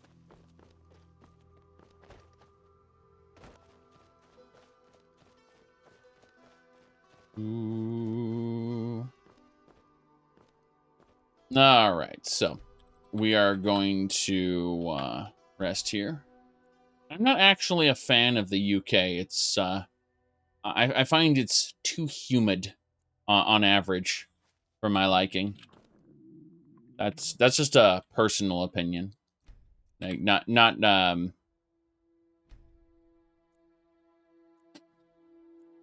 just oh, here we go. Got a greater soul gem. I found it inside my bottomless bag. The bottomless bag has a random chance to give you stuff. That's kind of interesting. Yes.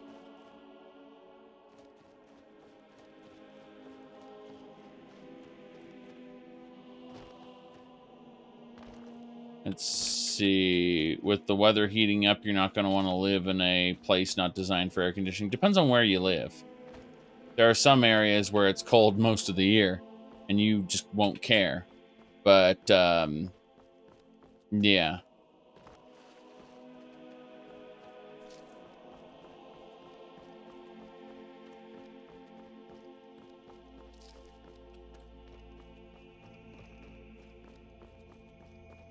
What, you don't like your 20-minute rainstorms? Rainstorm on, rainstorm off, rainstorm on, rainstorm off? Yes. Speak, elf. Speak, elf, yes.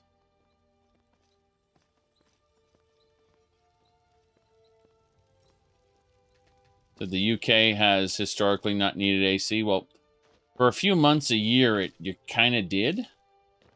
Depending on where you lived. Depending on your tolerance. A lot of people are just like, turn on the fan. Eat orchards. Yeah, it's not that bad. Yeah. Anyway.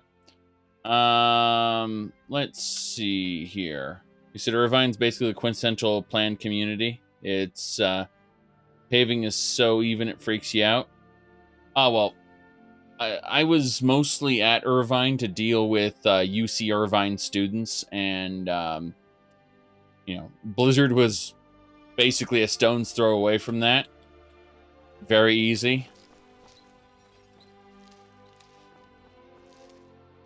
All right.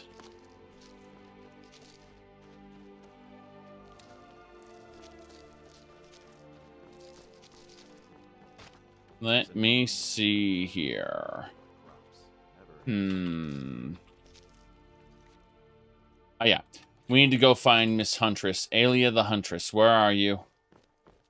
Where are you? Need something. Good.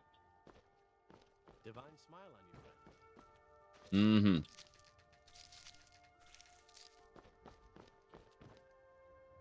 friend. Okay. So, what do we got?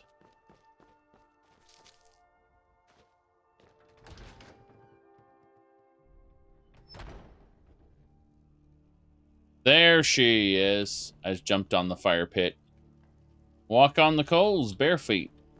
That's not how it works. You're someone who can get things. Is the experience mod better than vanilla leveling? No, not really. It's just different. Some people think it is, but it just depends. It also depends on how you configure it. Don't just install it and then not look at the configurations and wonder why things are weird. I like. Do you have guidance for me, Harbinger? I got the pelts. These look like good quality too. Hmm? I know it's not the glamorous heroic work, but don't be surprised if I ask you to do it again. Yes, don't be surprised. All right then. If I ask you to do another generic I've heard quest. You may actually be stronger than you look. Perhaps we can hunt together someday. Yeah. Talk to the companions leaders for work. Harbinger, I'd be honored if you joined me in my search. Really? I think I've located another one of the totems. Come with me, and we'll write ourselves into their history. Let's go. We hunt together. Now she's going to be stalking me this entire time for the damn ritual totem I don't care about. Going to be exciting. Yes. Well, the older games never really worked that way with the experience mod. I think Arena kind of worked that way. But definitely not Morrowind. Morrowind's what everyone thinks about when they talk about the quote-unquote older games. Yes, is this a date? Certainly not. I'm sure she thinks it's a date. Yes, Harbinger. Where are we going? Okay. This ranger's a zombie. This blade master's a zombie. I don't know where my followers are. Yes. Okay. There's the other zombie. Just grabbing a bunch of herbs while we have the opportunity. On the way through, as it were. We're actually going to peek our head in the Temple of Kynareth. I don't think we've done that yet. We'll have this huge horde. Been back from those filthy hag ravens yet? Yeah, well, don't worry about it. I'm not a super secret thief. Invisible. All right. Next, we need to muffle our audio. No one needs to hear us. The Shrine of Kynareth. Yes. More shrines of Kynareth. Behold, the jug. Always need more of those. And the flying spaghetti monster. Very good. Scroll of Abjuration. We need one of those. We really need one of those, actually. It's very important. Okay. Good, good, good. You made the mistake of joining the Knights Order in Daggerfall, and now half of the royalty in the Bay hates you. Yes, because they are allied with other people. When you decide which faction you want to join, like, the knighthood is a decision for where do I want to live for the long term in this game. That's, Amulet of Akatosh, nice. But yeah, that's the where do I want to live for the rest of the game? Okay, I'll be that knighthood. This is a semi-permanent choice. You know, in politics, they have a word for people who try to pick up and run somewhere else, right? Same thing for knights. Yes. Oh, Quicksilver Spider of Sneaking. Kind of nice. Mm-hmm.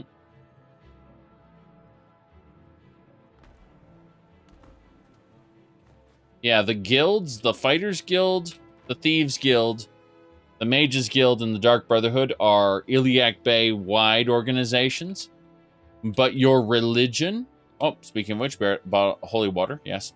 Your religion and your knighthood are localized. And so you typically need to really weigh those decisions hard.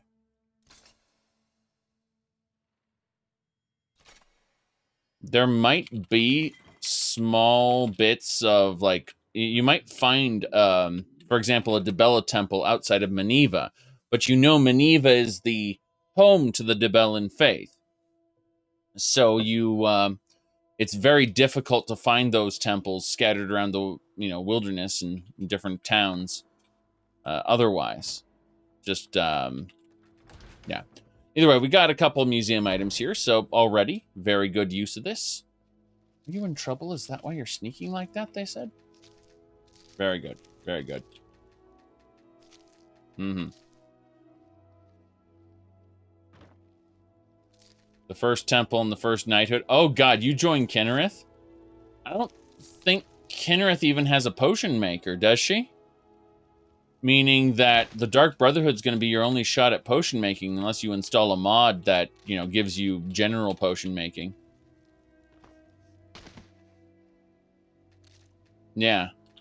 The Dark Brotherhood will be your only shot at potion making now.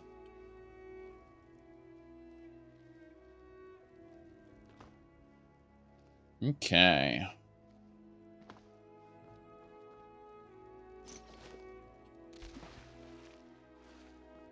But you're a spell sword. Potions still really help. Yes. You can't do the sneaky sneak. Dark Brotherhood doesn't need you to sneaky sneak. You're thinking of the Thieves Guild. Dark Brotherhood are murderers. As long as you kill your target, they don't care how you did it.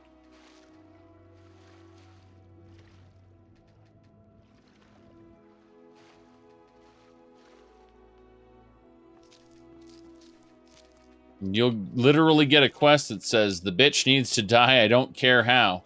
And you say, like, you may think I'm exaggerating, but that's actually the dialogue. Like, the swearing wasn't an exaggeration. Yes. Well, I mean, if you accidentally become a werewolf, then you justify the mass murder as you lost control. Wait, I know you. Do you? Wait, I know you. Hold on a second. I think you do know me. There's no mistake. You're a wanted man, and it's time to pay for your crimes. Well, it just happens that I'm with the guild. How about I pay you 2 septums? I can make all your problems with the guards go away, but it'll cost you. What do you say? Yeah, that's fine. Every guard is corrupt in Skyrim, so here you go. Done. Now move along before you get me in trouble. Yes. So, we need to go have a chat with Preventus there. Yeah, exactly. She just wanted a couple septums. Yep.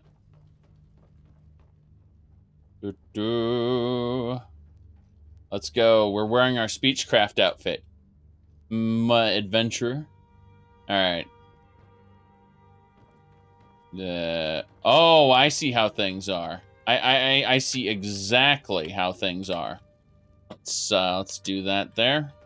Move back. Yes. Top quality #1, as you can see. Yes. Does Balgruff head track me there? I think he does. I think he actually is head tracking me. Or he was anyway. Yes. What is even going on here? Look at that. What even? No, I mean, this particular scene here. Geez, hold on, let me set his active window, and then just make a screenshot of that. There we go. Yes.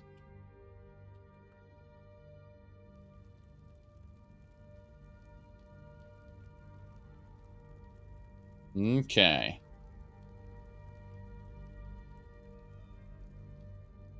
There we go. It's Jarl Balgruuf. Yes. Just making a screenshot of that, because that's Jarl Balgruuf in a nutshell. Yes. Hello. Keep your hands to yourself. Yes, it's fine. Fitting for this appearance. Keep your hands to yourself. Hello, Balgruuf. You should be talking to my steward. I know I should be talking to your steward, but here's the thing. The giant's dead. Excellent. You've done us a great service. Here is your reward. Yes. And the bandit leader is also dead. Excellent. You've done us a great service. Here is your reward. Very good. Goodbye. Next time, deal with Avenici. Yes. Next time, deal with Avenici. Hello! Come to Dragon's Reach to discuss the ongoing hostilities, like the rest of the great warriors? Indeed. I had you figured for a mage. I think you'll appreciate this. What will I appreciate? Will I appreciate Bone Spirit? Blowed Blight Storm? So far, not seen a whole lot I care about. Maybe a better healing spell might be nice. What about Dial E for Ebony Flesh? No. You have garbage, sir. You have garbage. That's annoying, because, I mean, fast healing is something I should pick up. That's pretty cheap, actually. I'm impressed. Barngar Secret Fire. Okay, look how much that is. That's 289, right? Look at this. Remember, On. your mind is the best weapon. Watch this. I'm going to appear to him naturally as a as someone who's just no speechcraft, right? Spells and Watch this. For those with the talent to guess them. Fast healing, 2,981. Okay, that's how much he wants for fast healing. Okay. Now, transform. All right. There's a tranquility in magic, don't you think? It is simply energy to be harnessed by those with the will and knowledge to do so. I had you figured for a mage. Yes. I think you'll appreciate this. Fast healing, 289. See, it's all in your gear. It's all in your gear. There we go. Yep. Let me see here. What else? Chain lightning, maybe? No. All right. Lightning rune. Yes.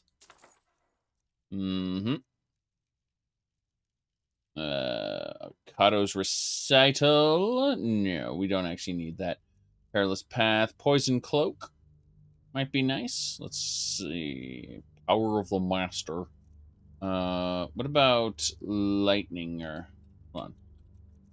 Looks like we can get lightning cloak. Yep. See, they're just raising the prices for me. But then when I put on all of my speechcraft gear, suddenly I can convince them of things. Yes. Do you like a floor overhaul? Unnecessary if you have the alchemy overhaul. It replaces it completely. Alright, let's see here. In fact, the load order optimization tool will even tell you flat out, like, these aren't compatible. They edit the same stuff. So, one's going to overwrite the other. Taffy treat. Taffy treats are magicka-based. Yes. Good enough. Just grab some silver. I'm debating if there's anything else we need to do here. I don't think so. Mr. Secret Fire doesn't have anything else for us. Father says I'm too young to train with the sword, so I practice with my fists. I'm sure you do practice with your fists. I don't want to see it. I want to be nowhere near you, little monkey boy, when you're doing monkey things. I'm going this way.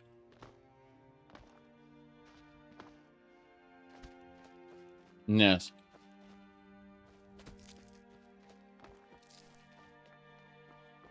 All right. What do we have here? We're going to go to the Bannered Mayor currently. That hired bodyguard, though, look at her. That outfit. What can I do for you with you around? Yeah, so. This is just a patron. Oh, did you need something? This is a hired bodyguard. Glacial armor. Scary stuff. All right. I suppose while we're here, we might as well harvest the bees. We're going to release the bees. You know, that was a famous meme. Okay, beehive there. We harvested the beehive. Very, very good.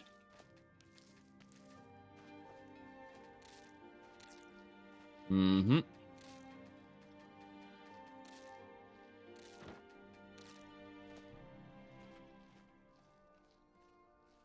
Right. Still got our bandits here.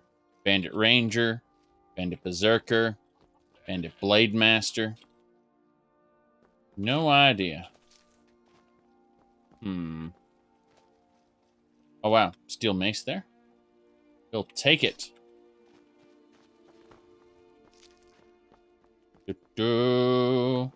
Patreon, I took it down for multiple reasons. Number one, I really wasn't able to fulfill our initial promises, not with the direction things were going. It would have taken too much time out of everything else I wanted to do. I remember that this is a hobby, not a job. That may change someday, but for now, you know, I just looked at the concept of fulfilling the promises and just said, yeah, we're not going to be able to do that. That's number one. Number two, I don't like Patreon as a platform, okay? Patreon tends to discriminate in weird ways and for very specific things. They've got their own little ideological box, and they want to punish anyone who's not in it. Now, I'm not saying I support the people who got kicked off Patreon. I actually have huge differences with them. You know, like but regardless, even if I disagree with them, they should still have the right to say what they want to say, and then the market will decide whether or not they're allowed to profit, or, you know.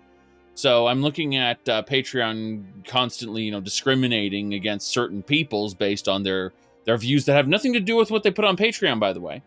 They said something somewhere else in a chat room somewhere, and it got back to Patreon, and Patreon took down their Patreon. Okay, so it's not even that they were violating Patreon's terms of service. They were literally, Patreon said, "I don't like you," and took down their accounts. So I can't see any kind of like financial stability in a company that's going to do that. Number one. And number two, I don't trust them. I don't trust Patreon. So, you know, a combination of me, I don't want to lead on patrons who think that they're going to get certain perks and then they don't get those perks because I don't do those things, right? That's number one. And number two is I just don't trust Patreon anymore.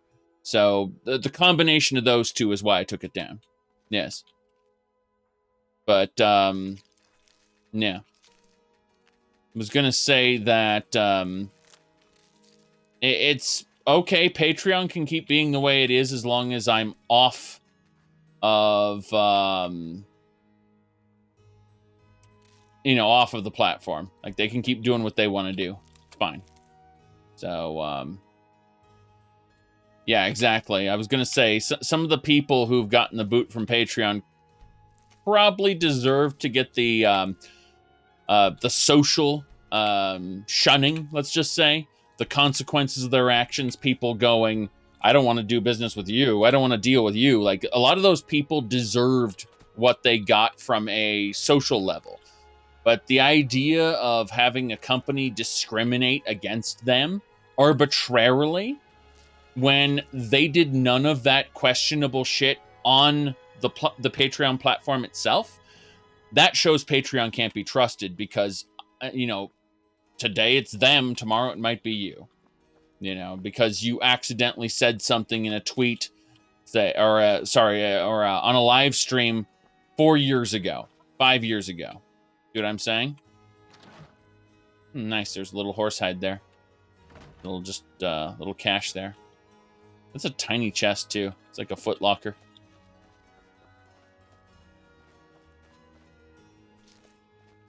So yeah, I voluntarily took down my Patreon.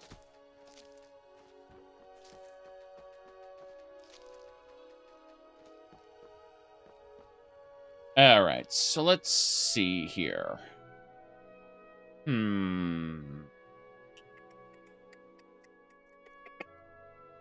Looking at what we got here.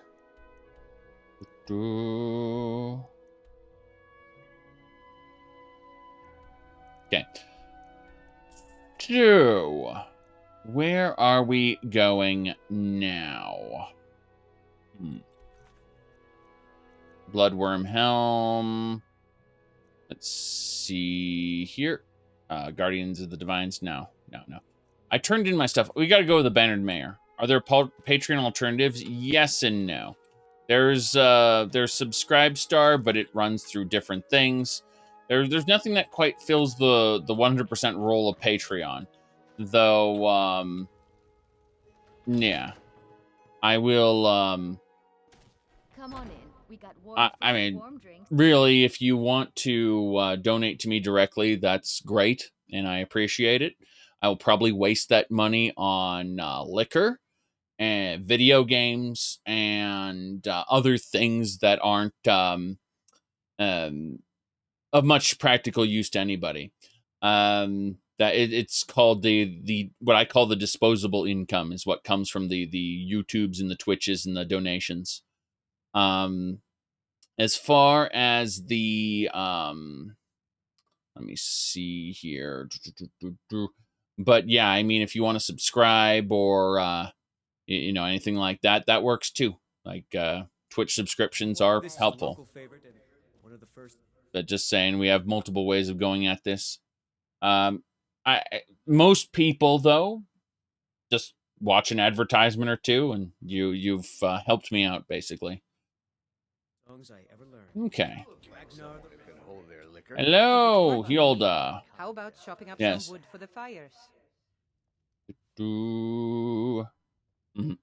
Let's see, rent a room. Actually, I want to ask you something about any jobs. And you don't seem to have any jobs. Need anything else? Just let me know. Yeah. Does she have any jobs? No, she doesn't. Okay, then. Yeah. Think you can go blade to blade with me? You'd be dead in 6 seconds. Yeah. Blade to blade? I don't think so. Yeah, we're leaving. Very good. All right. Right. Did you hear Nintendo sent out a cease and desist? About what? I've heard nothing. I haven't exactly been following Nintendo. Let me see here. Fugitive Hunt in the Rift. So there's a buddy men looking for a fugitive, visiting the Bee and Barb, and the Inn in the Rift. Got it. That's one. Then there's Shimmer Mist Cave, where there's a stolen heirloom. We want that. And then heirloom from Green Springs Hollow. We want that. Let's see. Is there anything else we want to do? I really don't care about deliveries. Clear out Green Spring Hollow. Sure. These are all miscellaneous missions we can do at some point. Yes. It's Super Smash Brothers Melee online tournament canceled by Nintendo. What? Oh, interesting. Weird. I mean, I don't care about Super Smash Brothers. Oh, wait. People wanted to host a Melee tournament online, and Nintendo said they were going to use... Oh, and they said they were going to use an emulator so people could play Melee online. Streams were taken down for streaming Nintendo's new... What's Nintendo's newest game? Well, Nintendo hates emulators because they see themselves as a toy manufacturer.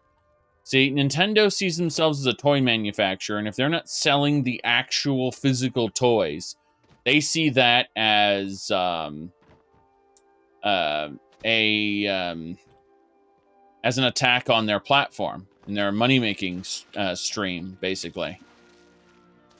Remember, they're always looking to sell a new toy, like the Switch or the you know, the DS, so on and so forth, you know, whatever they were looking to sell.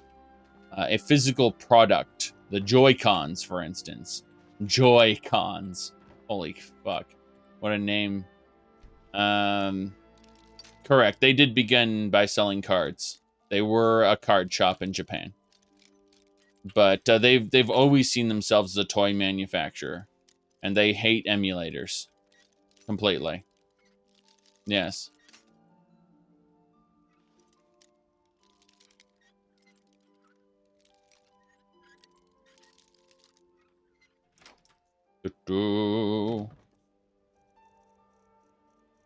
Okay. What do we got here? Unbound Fire, Oak Flesh, no one cares. We're stealing from the East Empire Company here. I was gonna say, yeah,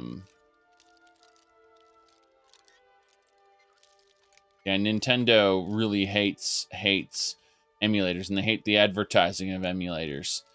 They hate the idea that you're not buying their official hardware, that you I'm almost certain that if it was worth their time, they would go after people running retro consoles as well. Like, you know, those, what do you call them? Jeez, I'm trying to remember what they're called. You know, the non-Nintendo consoles, basically. I'm like the Retrons and stuff like that. That you can still put a cartridge in and play on it. Yes. Oh. You said on their website they see emulators and ROMs is illegal. Well, there's a problem is in certain places they are illegal. Not all places, but some. Depends. They've taken the interpretation that favors them the most, and that's what they're running with. Now, I just went and stole a bunch of stuff here. My goodness. But no, consoles that, like, hardware that runs other people's software is not illegal.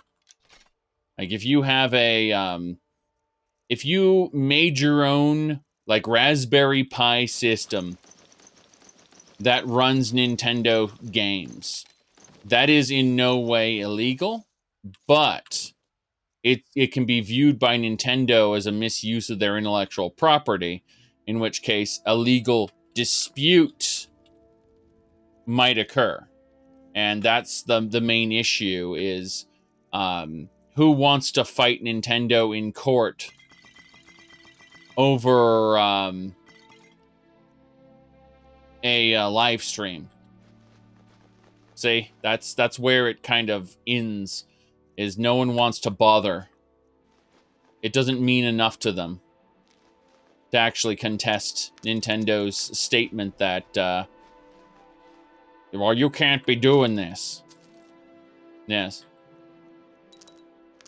It's not that people couldn't afford the lawyers, it's that it's just not worth their time. They'd rather move on and go get to the next thing.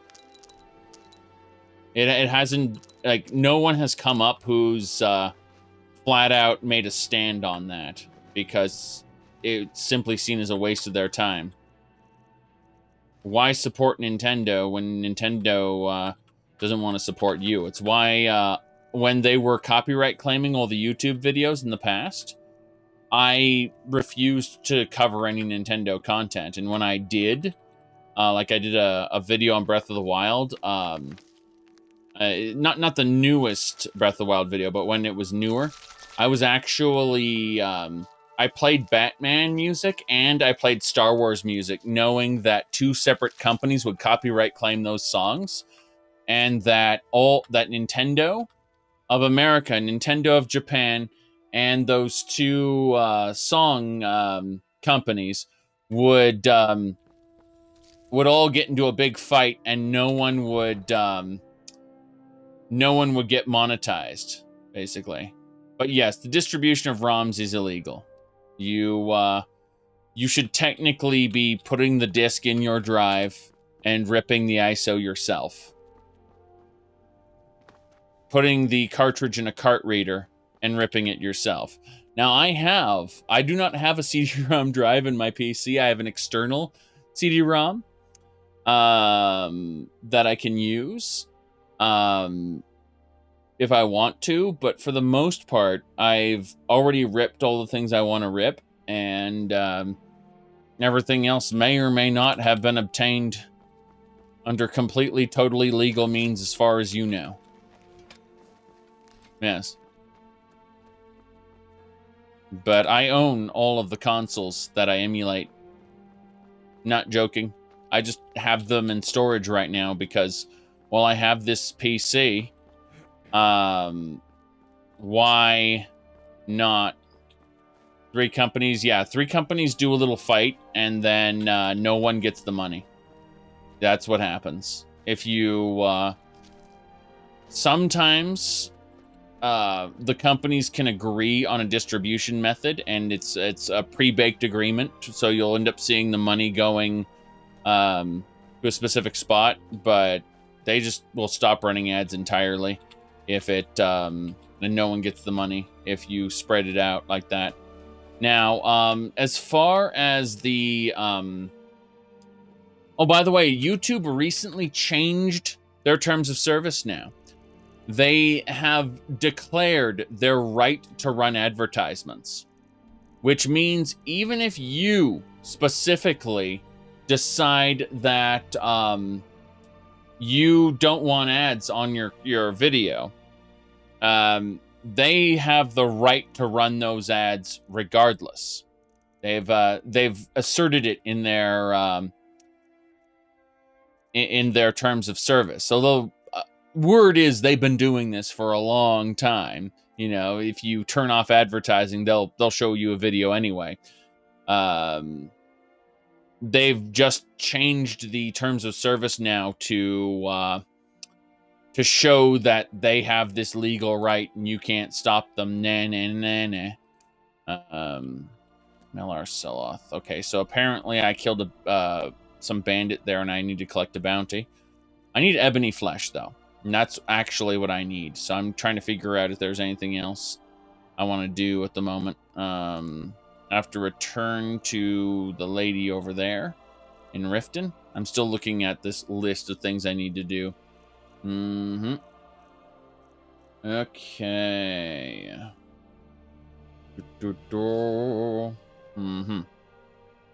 Okay.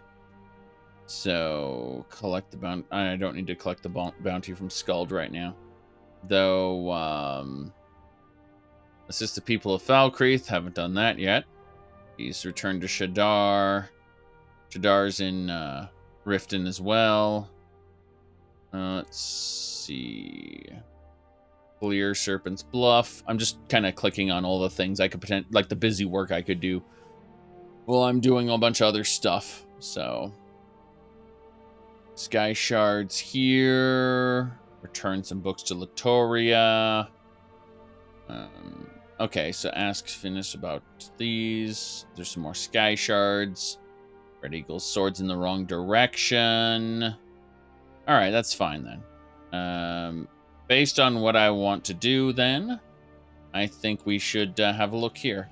All right, there are various locations in Whiterun. Looks like there's only 2 things I need to pay attention to. There's the Blake Falls Barrow, which we need to do later.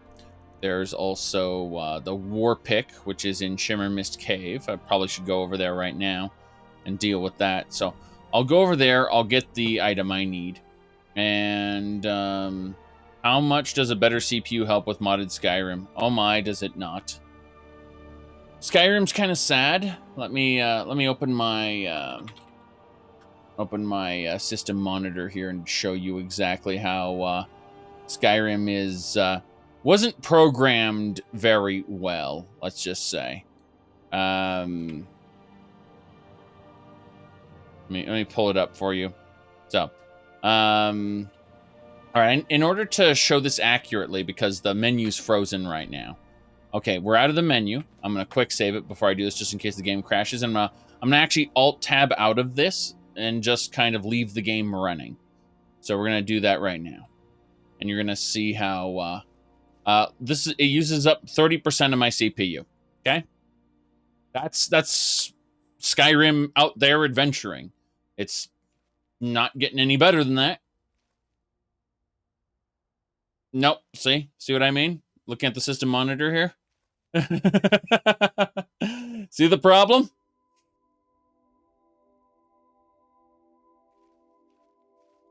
That's Skyrim. I mean, it's running at 60 FPS. I'm not getting frame rate drops, so it's just Skyrim being Skyrim. That's it. Yeah.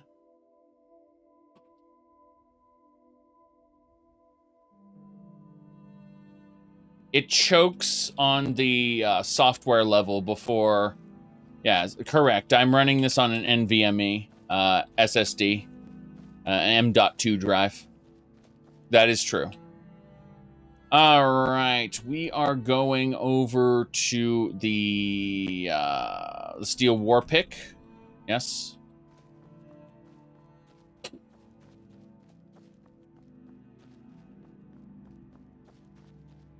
Am I going to get Cyberpunk? I'll probably wait a few days.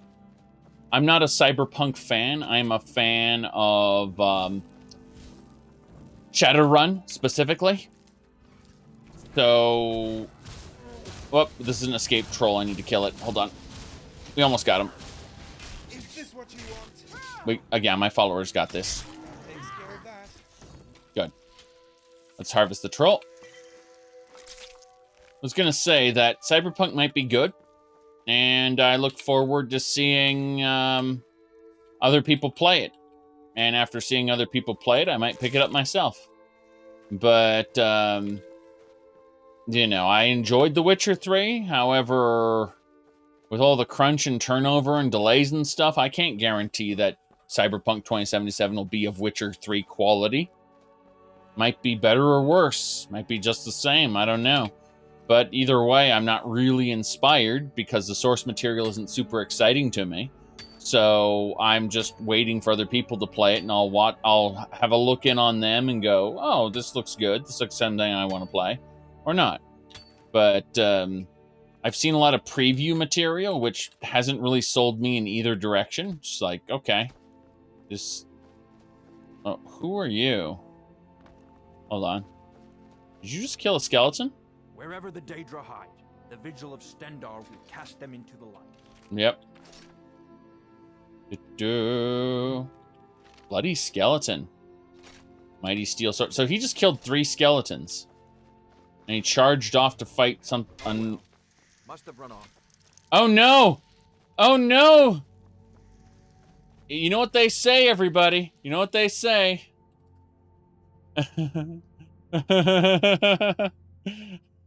Oh my. I read on the internet that our games have had a few bugs. I did. I read it on the internet, so it's true. While I was AFK, unfortunately something happened. Something happened in here. You see, the animal has decided that I need to feed him again. Yes, yeah. What do you have to say? Okay. Yes.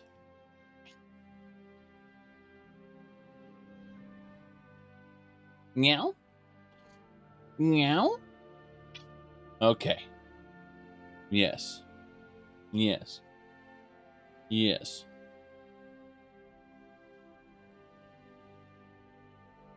You'd be asking me for my chair? My car, okay. I was like, he asked me for my chair all the time. But then I reread it and it was car. Makes sense. I'm gonna say that, nope.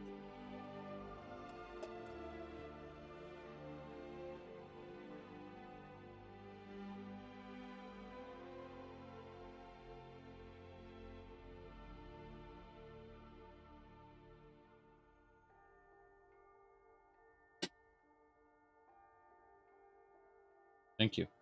He licked me.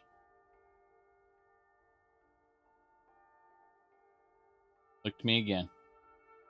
Okay. Scruff and pull. There we go.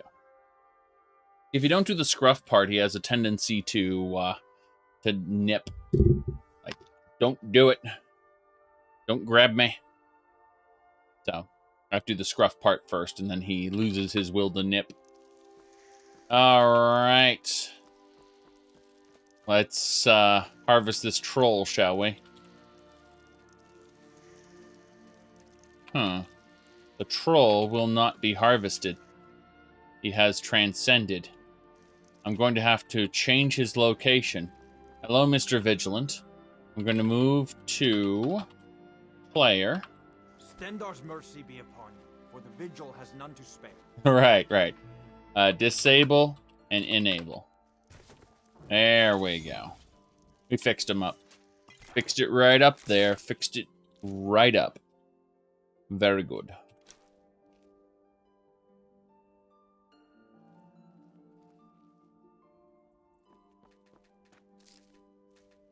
More bones. Yeah, that thing fought some skeletons. Bloody skeleton, regular skeleton. Suppose we should see about raiding this little section here if we haven't already. Oh, those bandits came back the very next day. I might die here. Oh, God. I am actually about to die. I'm bleeding to death right now. So let's drink a health fortification and back the hell up. These bandits gain more strength the further into the playthrough I get. They get pretty spooky. As you can see, that guy's a zombie. He's shouting must kill.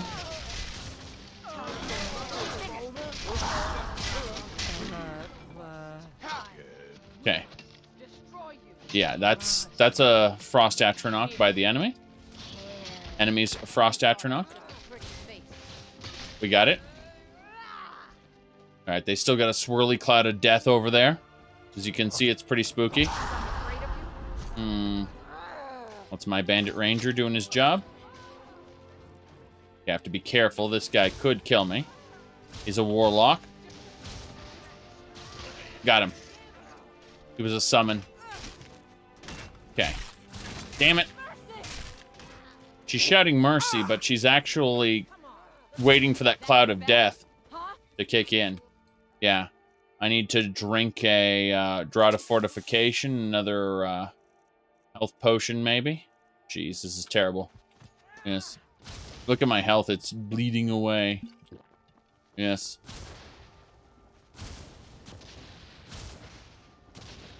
At least we got her magic gone. She's still bleeding our health away, though.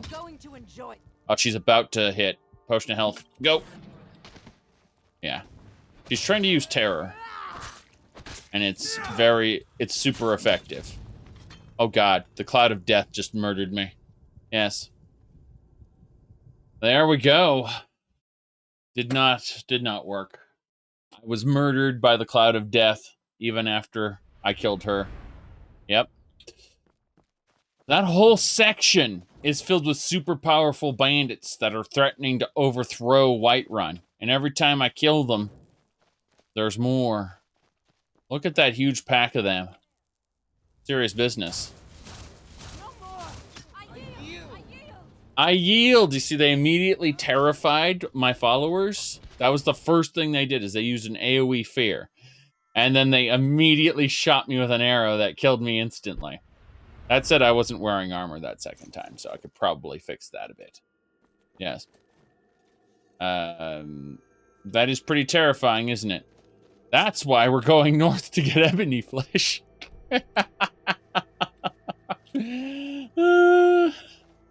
Seriously, that's why we're going to get ebony flesh. Is because of that arrow there. Yeah.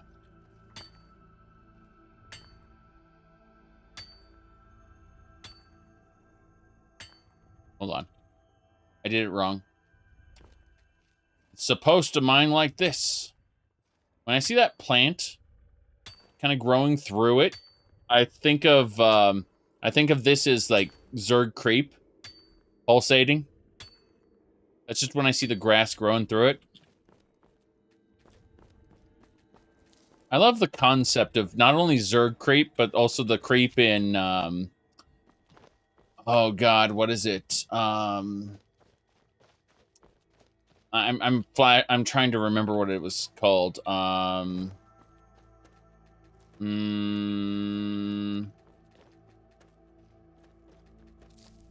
Natural selection, yes. I loved Half-Life mods. In fact, I still do. I highly recommend anyone check out Synergy, or the Synergies mod for Half-Life 2, and for the Half-Life 1, it would be Sven Co-op. And those both let you play co-op with other people. But getting back to the topic at hand, natural selection. It's very fun. I'm not getting this war pick. I'm going directly to Winterhold. Do not pass go. Do not collect 400 septums. Right. Okay, so we're doing this. And you ratter first. Who die? Oh no. How did the rat avoid that attack? Truly is it blessed by the divines. More bandits than NPCs in Whiterun? Yes, actually. That is true. Thought that was a Drahman in the distance. Turns out it's a giant berserker. I'm going to kill that giant berserker and take his loot. That is a-okay. Just making sure. Okay, my followers are here. My zombies are also here. And this creepy stalker huntress girlfriend person that I want to get rid of is also around. Yes. Now, as far as this goes, what is my opinion on the poorly executed main quest overhaul trailer where they had a cringy romance scenes moment there? I think that it looks like they're trying to turn it into Mass Effect. It'll probably be terrible, but I'm going to give them the benefit of the doubt. I'm going to try it. I'm going to hopefully like it. And I do hope that if it is good, it synergizes with Legacy of the Dragonborn, because I like Legacy of the Dragonborn. But keep in mind, Skyrim is not a character-driven game, and if they try to make it a character-driven game, it's going to be kind of crappy. That's all I have to say on that matter. Let's, let me see here. Bear stew, dumpling, cabbage stew. Good. We had some food. Now that we're no longer hungry, we're going to destroy this giant. Okay, that hurt everybody. No problem. Yes. And they're dead. All right, got my Daedra heart. Excellent. Dragon bone. Good stuff. Ooh. Wish they'd talk to me about it? No. I mean, I would be happy to consult, but, like, a creator's got to have their own vision. That's fine. I'm just, I'm just afraid they're going to try to turn it into a little too Mass Effect, if you know what I mean. Fallout 4 was an example of a game that was ruined by trying to make it all Mass Effect-like. I actually like elements of Fallout 4, which I guarantee you that very soon now we're going to be doing hold on. If you look over here, let's close the system monitor because, you know, Skyrim 10% CPU. Ha ha ha. Close that. But if we look over here, drag those screenshots away. I was gonna say that I've got Skyrim set up for running in Linux with Mod Organizer. I also have Fallout 4 set up in for that as well. So that's my point. Is we got Fallout 4 all set up as well to run in our current environment, and I'm very excited to be able to get that running semi soon. Semi soon. Yes. All right. Because once we install Horizon in it, I imagine I can have a little bit of fun with that. Yes. Okay, so let's get that giant dead like the others. We're going on a crusade to kill these giants. How many mods will my Fallout 4 have? I don't know, like 5. Something like that. Not a lot. For the most part, the Horizon Survival is the vast majority of what I want. And then there'll be some minor things like maybe bottle recycling or maybe an inventory management or user interface mod. But that'd be it. Let me see here. See, that is what I'm talking about. Need something? Not you. You. That's what I'm talking about. Top quality #1. That's a bodyguard. Really cool one. What's my favorite Elder Scrolls game? That one. Okay. My favorite video game of all time is Chrono Trigger.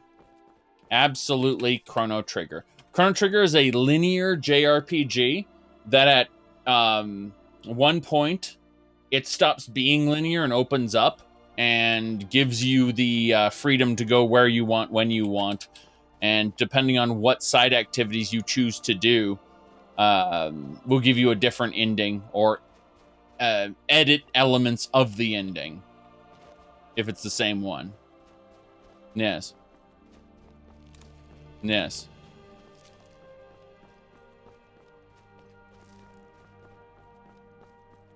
Who are you, sir? Oh, you're a Stormcloak. Sorry about this, sir, but, yes. Yes, it makes a frog a badass. It's true. It's true, it really does.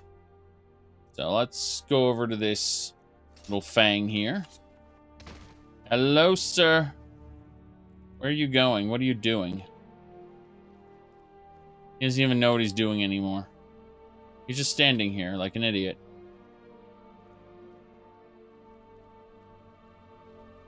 Nah, it's a shame. Good.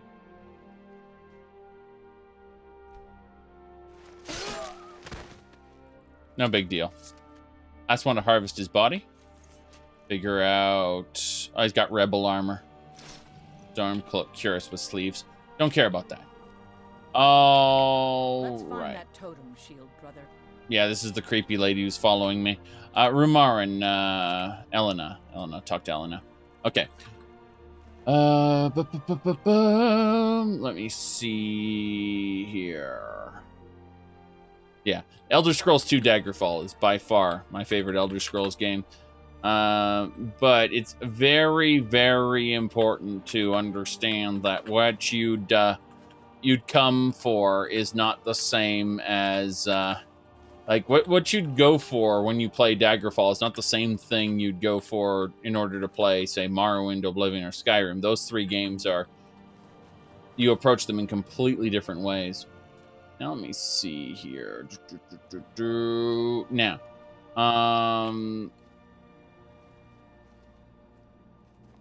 was gonna say, yeah, Chrono Trigger is my favorite video game. I would argue, like, if Xenogears second disc was better, I would argue Xenogears is my favorite video game, but alas, the second disc of Xenogears is hot garbage. And that's unfortunate coming off the end of the first disc, which is, again, my favorite video game of all time. It's just, Chrono Trigger is a complete package, beginning to end, that is just really good. So, yeah. Yes, exactly.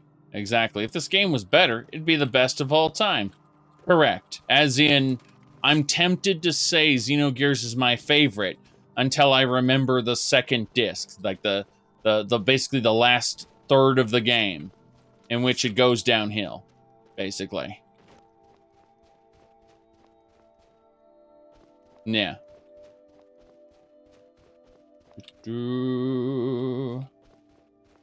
Mm-hmm.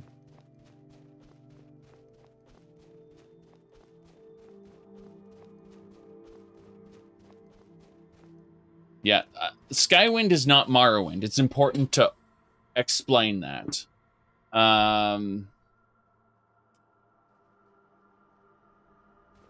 Like, Skywind is not Morrowind. It's a reimagining of Morrowind. As in, it's not even a... People are expecting it to be a port, and that's not true. It's going to be its own game. Yes.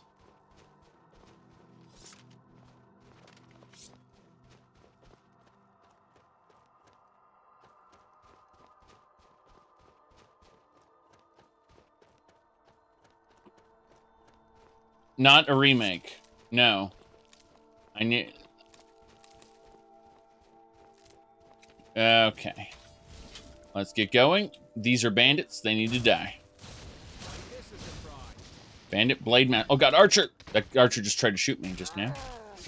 We got her there. Yeah. It's not just old content put in new engine. It's a reimagining. It's kind of like the Final Fantasy VII remake. He said the story will be... The overarching story will be the same, but the individual quest stories will be different. The individual quest stories will have... are not the same as go place, do thing, read. They are... they will have... There's just going to be many, many differences. And not just in, oh, well, the graphics look different. It's, yes.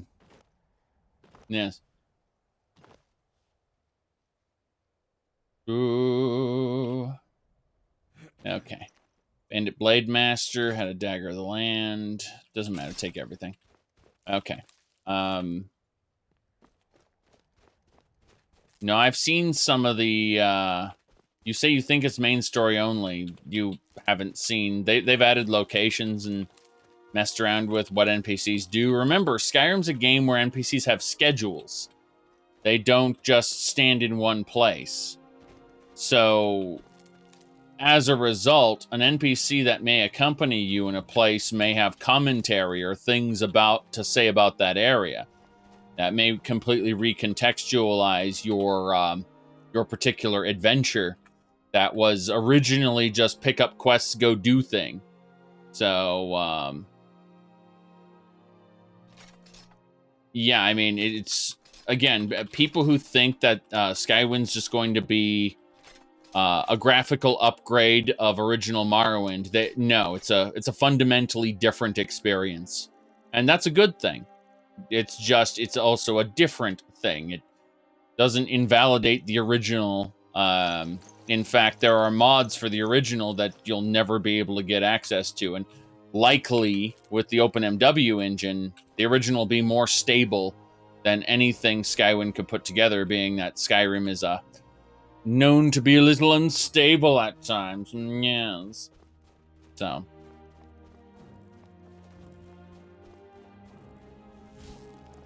Fundamentally, they will be different experiences. It's not like Final Fantasy IV when you had the 2D sprites, and then they did a remake, and the remake was 3D models and full voice acting and everything. I hate to break it to you, but it's more than that. It's like stuff is going to be different. So, yes.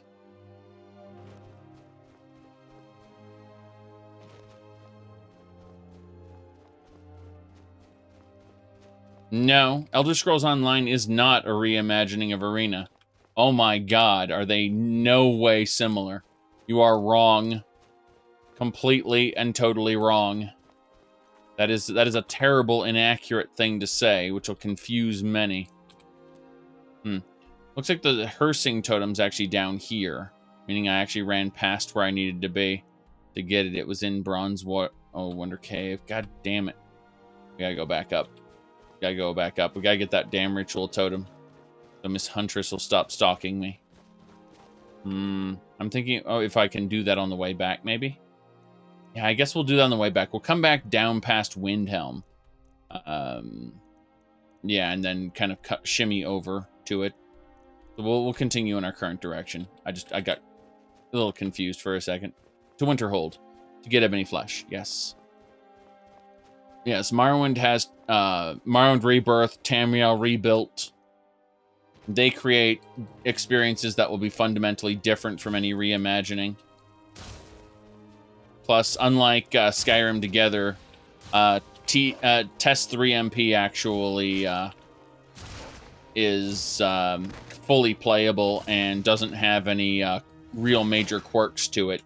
It does feel like the game was made to be multiplayer, except on very specific quests where it's like, oh wow, you can really exploit this having multiple people.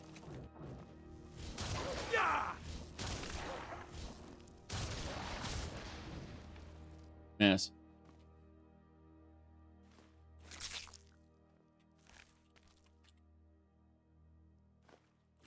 I mean, Skyrim is, unfortunately, did not age well as far as its graphics go. Not as badly as Oblivion, mind you. But when we're talking about how, quote-unquote, old games look, I prefer Daggerfall's 2D sprites to 3D models that are, let's just say, aging poorly.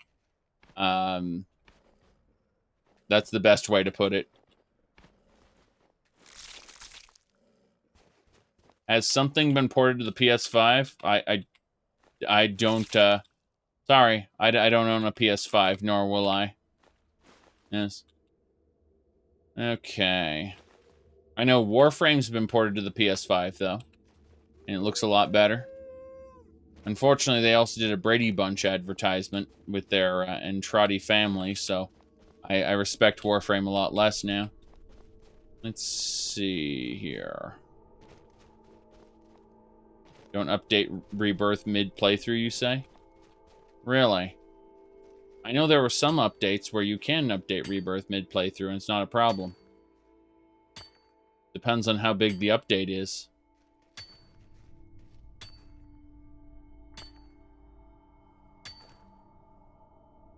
Mm-hmm.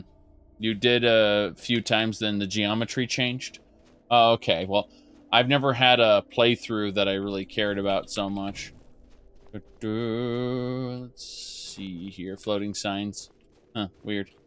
We got a drama we have to fight. No big deal. I just need to dodge it. My followers will come in to tank it. It goes for me first, then it gets distracted, and then it gets nuked. That it? That your best? Yes. Oh, jeez. Always good to come out on the winning side. Ice Wraith. Gotta get his teeth. Good, good, good. Mm-hmm. Now.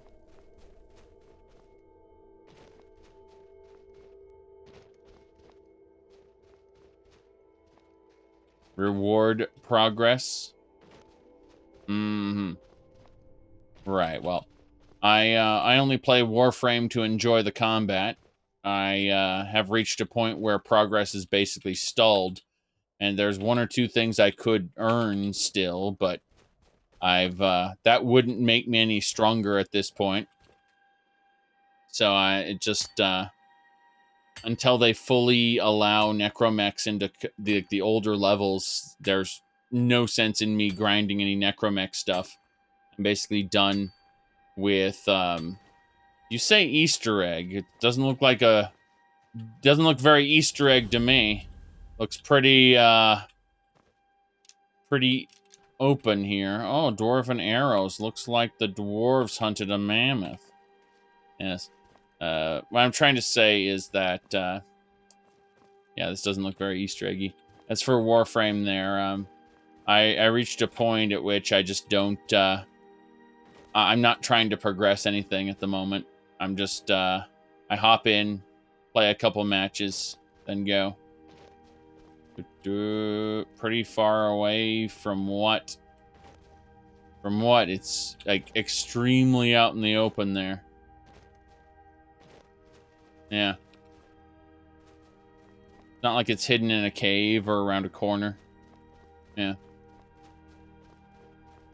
Sekiro combat for Skyrim sounds terrible. Then again, people are like, have you tried Skyrim Souls? It makes it so you don't pause the menus. And I think to myself when I go, I pause it in order to talk to the chat, or I pause it to mess with the cat, or I pause it to do, you know, one of many other things. I think to myself, why would I subject myself to that garbage? If anything, I should be installing something in Dark Souls so that it pauses properly on menus, so that I can then, you know, either talk to chat or, you know, go do other stuff like. But that breaks the flow. Dark Souls isn't made to be paused. You're breaking the developer's intentions. Yeah, that's what modding's for. You call it modding, I call it cheating. Cheating in Dark Souls is the worst thing ever. All right. Let me see here. We got gotta kill the, oh crap. Okay, we have to be careful because we're gonna run into goblins and like these goblins know I'm here. Oh jeez. Yes. Sekiro is legitimately pausable. Yes. What I'm saying is there are people who constantly... I'm not talking about Sekiro, though. I'm talking about Skyrim. There are people who want me to use the Skyrim Souls mod. I'm not talking about Sekiro, the game itself. I'm talking about the people who want me to do Sekiro combat and Skyrim Souls mod. Like, they want me to do all kinds of ridiculous things.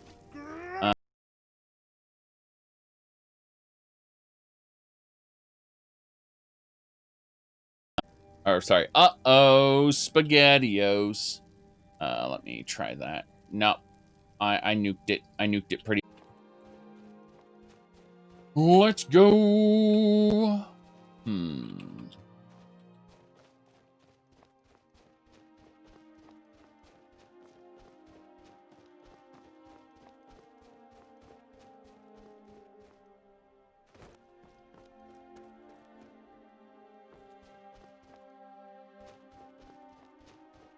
Onwards.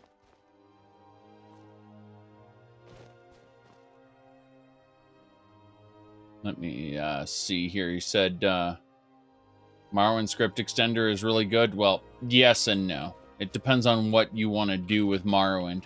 If the foundation isn't that stable, though,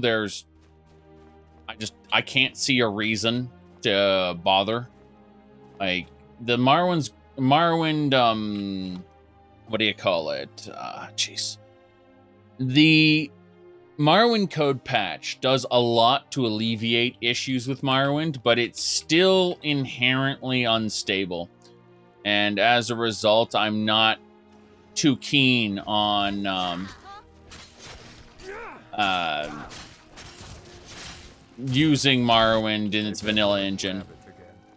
I'm getting sick of Abbott. It's funny, there are people who got angry when I explained that OpenMW is inherently more stable than vanilla Morrowind, and there was so much salt. Someone was like, well, my Morrowind never crashes. The code patch is enough. And with that, you don't have to worry about anything. There's no bloating, no save issues, none of that. Morrowind is great on its own. And I've played hundreds of hours without a single issue.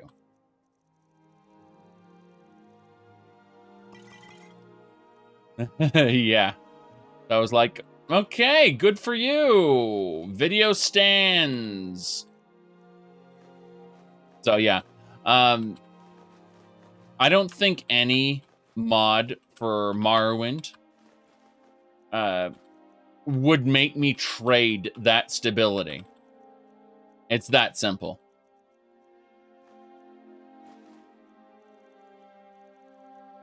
I think that the platform stability is first and foremost paramount, followed by the content.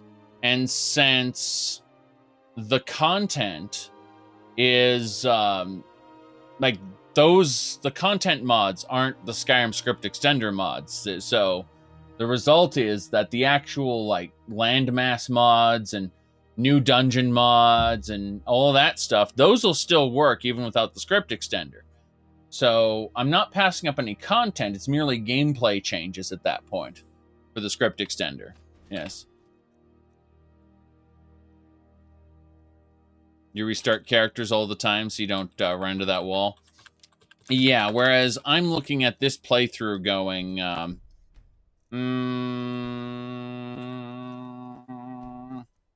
179 hours and 39 minutes. Please, someone do something. Yeah. Don't hurt me. Okay, so these are the Stormcloaks and Imperials. Oh, really? Did the Storm... Legion's always looking for strong, capable warriors. Wow. If you think you got what it takes, our headquarters are in. Did you see that? Wow. I don't know who that is or why I should care. Let me see here. Starting equipment, character backgrounds. Yeah, I don't need that. I mean, those are what are labeled as nice to have, but not worth exchanging stability for. Basically, I looked it up right now. In a moment, we are taking the Stormcloak armors. By the way, we're hoping for. Nah, we didn't get the Stormcloak armor I wanted, unfortunately. Yes. Ashfall, yeah. Exactly. So when you start throwing script-heavy mods around, then the game gets unstable. Oh boy. My point is that like Ashfall is the only thing that somewhat tempted me at all when I read about it. Everything else, I would not even think of exchanging the stability of OpenMW for. Yeah.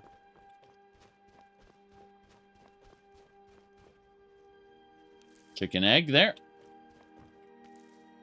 More eggs there. Feathers, eggs, feathers. Egg and feather. Who are you? Yeah? You changed mind? The dawn. Nope, nope, nope. Run. Run. So here's Feralda. And we've confirmed that the plugin is working. No gray face bug. What, the college will endure. Yes. There you go.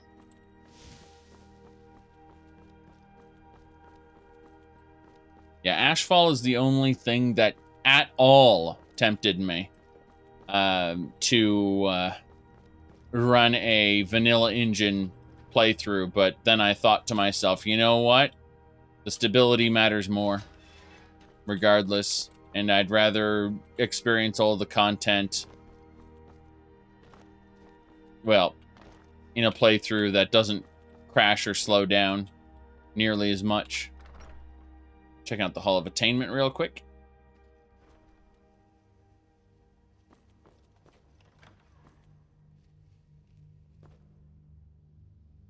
All right. This is my wardrobe. Very good. Mm-hmm. Which beast race would you like to be playable in the next Elder Scrolls? Why? Why does the Elder Scrolls need more races other than Imga? Imga is the only race that Elder Scrolls Online did not properly include. Well, actually, several races they didn't properly include, but where are the monkey men? Yes. They were supposed to be vital to some of the most interesting parts of Elder Scrolls lore. Like, the people are like, I want to play as an Akaviri race. Well, we're not on Akavir. Let's get the Tamriel races done first. Please. Thank you.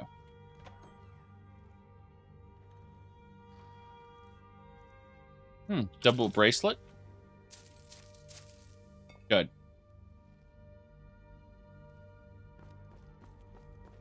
Mm-hmm.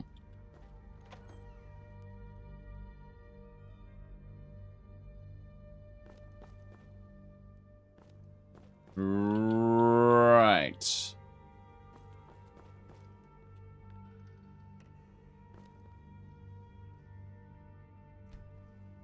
Yeah, it's a dissection of mushrooms.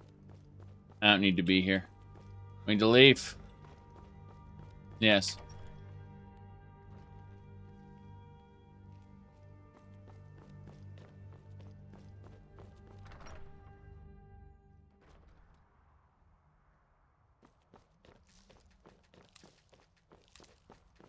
Yeah, but we're not talking about the Akaviri races because they really don't have any purpose in Tamriel other than to see their skeleton or something along those lines. I used to be an adventurer like you. Yep. Hello there. Need something? What do you got? Take a look. Okay, she's the opulent robe vendor. We don't care about that. Good day. Basically, if you want fancy looking robes, you go to her. And that's fine.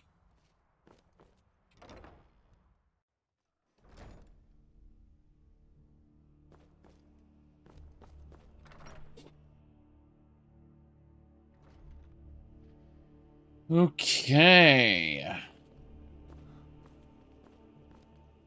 I am surrounded by zombies. Zombie wenches. Why are my research materials constantly disappearing? That's a very good question. It has nothing to do with me. Spells and incantations for those with a talent to cast them. Close wounds. I need that.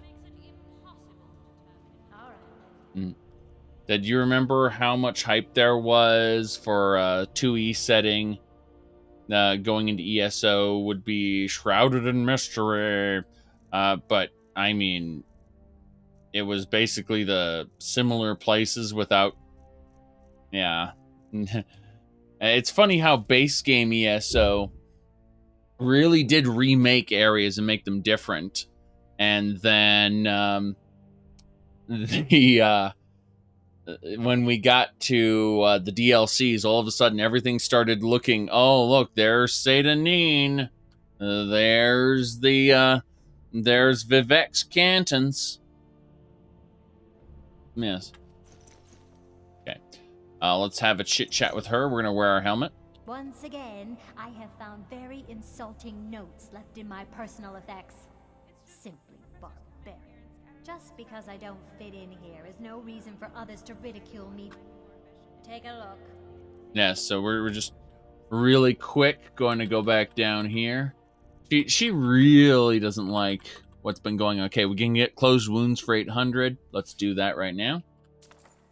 And then fast healing is a self-heal. Prefer closed wounds, thanks.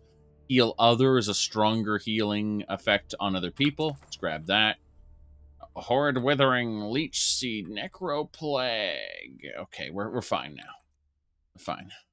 Mm-hmm.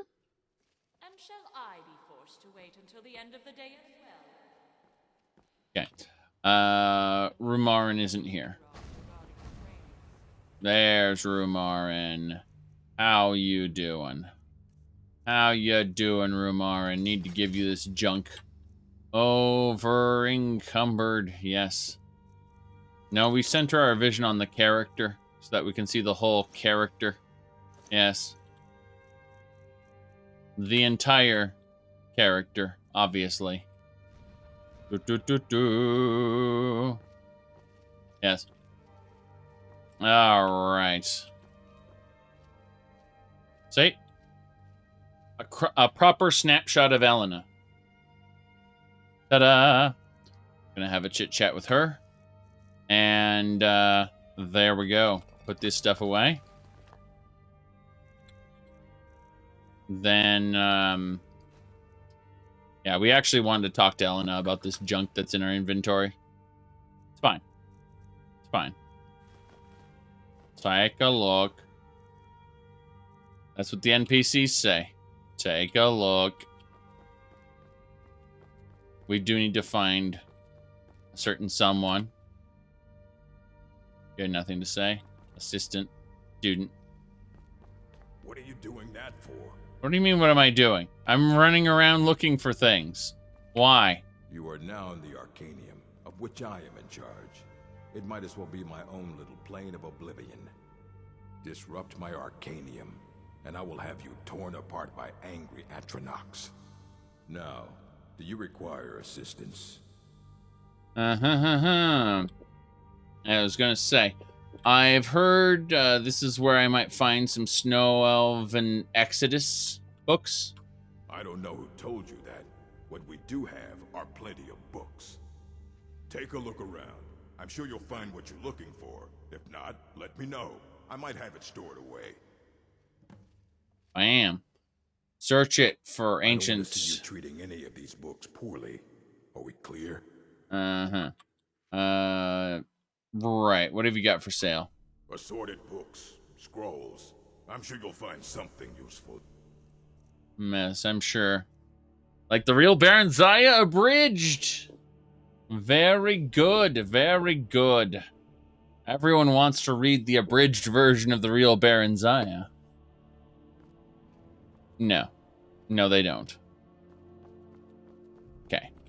Well, much to do about snow elves.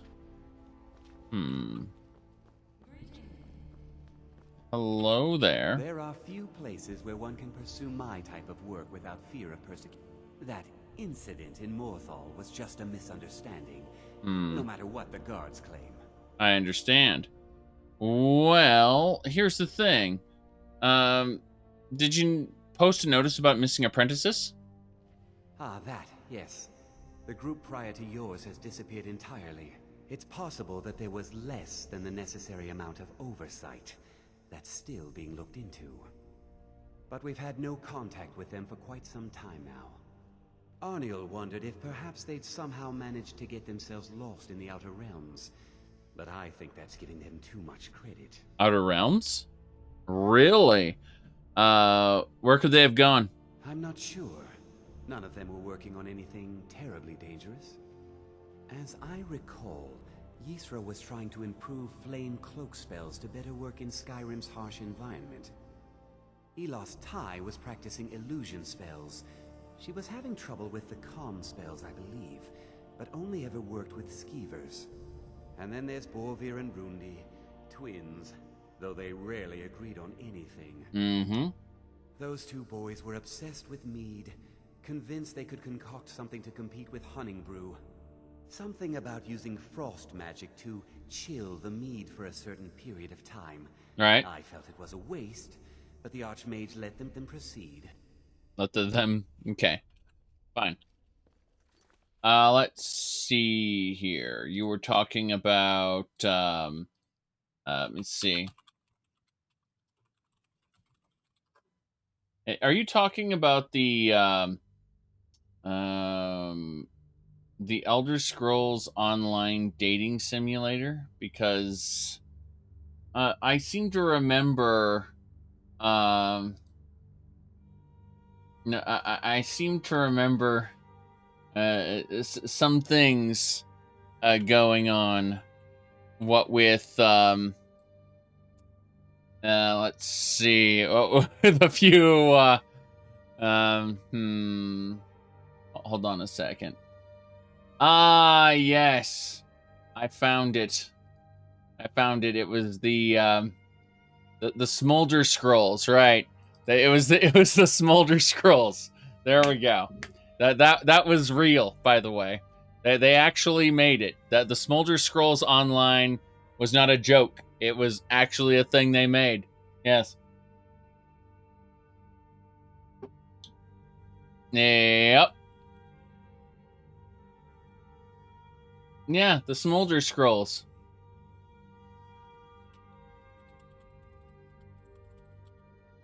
Let me pull it up right now. It's here we go. So let's there's Darien, Naryu, and Razumdar. If you're wondering about Naryu, we've got a little pop of her right over here. Not even joking. There she is. Next to Vivek. But obviously Darien's the guy to go with. So there we go. And we can see here while exploring outside of Shimmering, Darien, yes, oh my goodness, there you go. So there you go. This is a this is an Elder Scrolls Online dating sim. You too can experience the amazing content. I'll link it to you there in the chat, but we're done. So you can enjoy that content at your own pace. Yes. There you go. Yes. That's the ElderScrollsOnline.com. Uh-huh. Pleasant company for a change.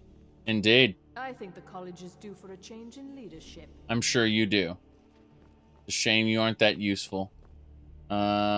We've got Colette here, which is one thing. But, let's see. Oh! No, they say knowledge is its own reward. What else is there to learn about illusion, anyway? You have gone beyond my teachings, which is quite a feat. I did not think it possible. But there is always more to learn. Okay. I believe you are ready for the next step. What is the next step? Knowledge of truly powerful illusion spells is here at the college, but it is hidden from those who might misuse it. I shall teach you a spell to discern things hidden from others. With it, you will be able to acquire the texts you need. Bring all 4 to me, and I shall use them to inscribe the spells for you. Yay! The vision of truth. Take a look. Okay, so this guy has illusion spells for me. Specifically, if we sort by value, we can see Fade Other. Target is invisible. Let's see. Agony, Vanish. All opponents searching for the caster to leave combat. That's broken. Rout causes targets up to level 43 to flee. We'll pick that up. Mind Control. Take control of a target humanoid. The target will fight back when attacked. The caster cannot act, but can cast spells, so that's weird. Invisibility. We already have the cloak. We don't need the spell. Pacify is something we need. Let's see. Target and the caster both gain invisibility. And when it ends, they both swap places. That's interesting. Concentrate. The blood for blood. Cast on a corpse. No thanks. Frenzy. Here we go. We need that. What else? Figment of Pain. Rally. Yes, target won't flee. And gains extra health and stamina. Good. Curse of the Silent. Backlash. And we don't need Calm. We've got a better version of that. So, that's good. All right, then. All right, then. Sure, a true master of illusion simply isn't at the college. Taking me up on my offer, eh? Good. God! More than a social call. Down to business, eh? I like how there's a fence up here. Okay, we can have all the ruined books. Those go to our... Is that ABCs for barbarians? A is for Atronach. B is for B. C is for cheese.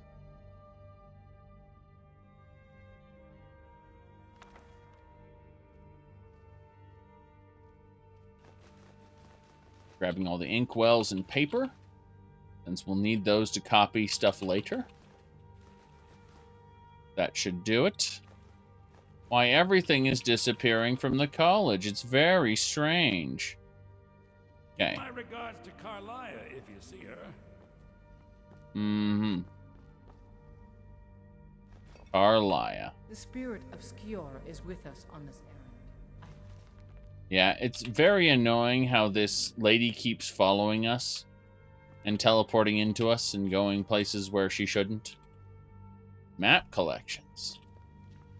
Well, it helps to have a map, but I don't need any of that stuff, so we're going to jump down here.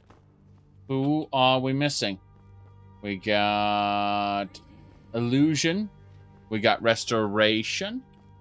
We've got... let me see here. Yeah, I don't know.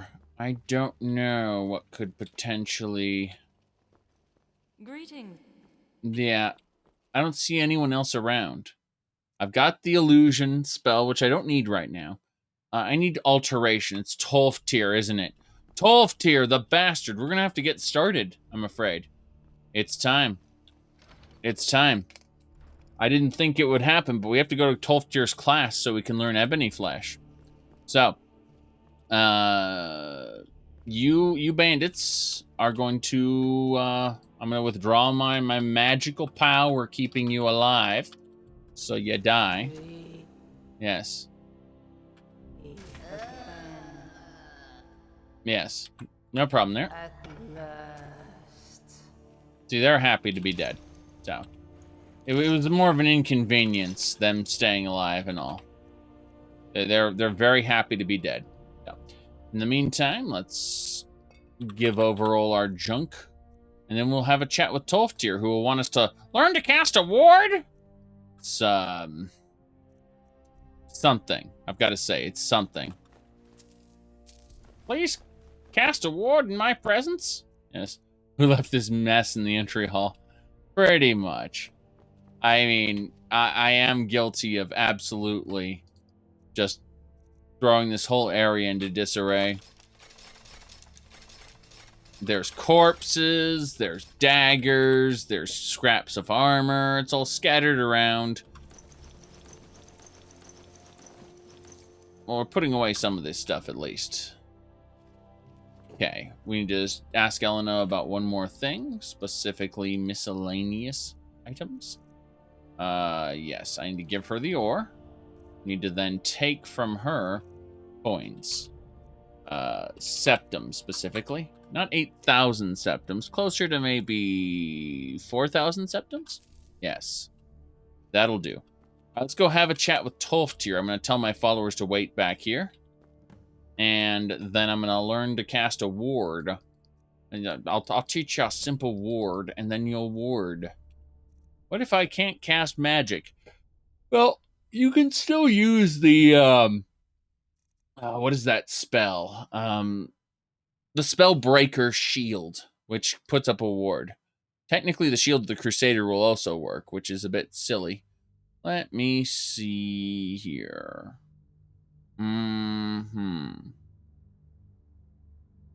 Okay. Almost done.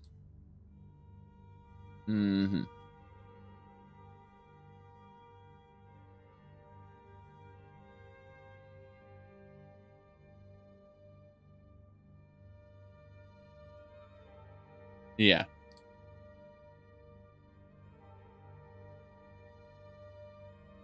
Someone asked me if I play Cyberpunk 2077 on Discord.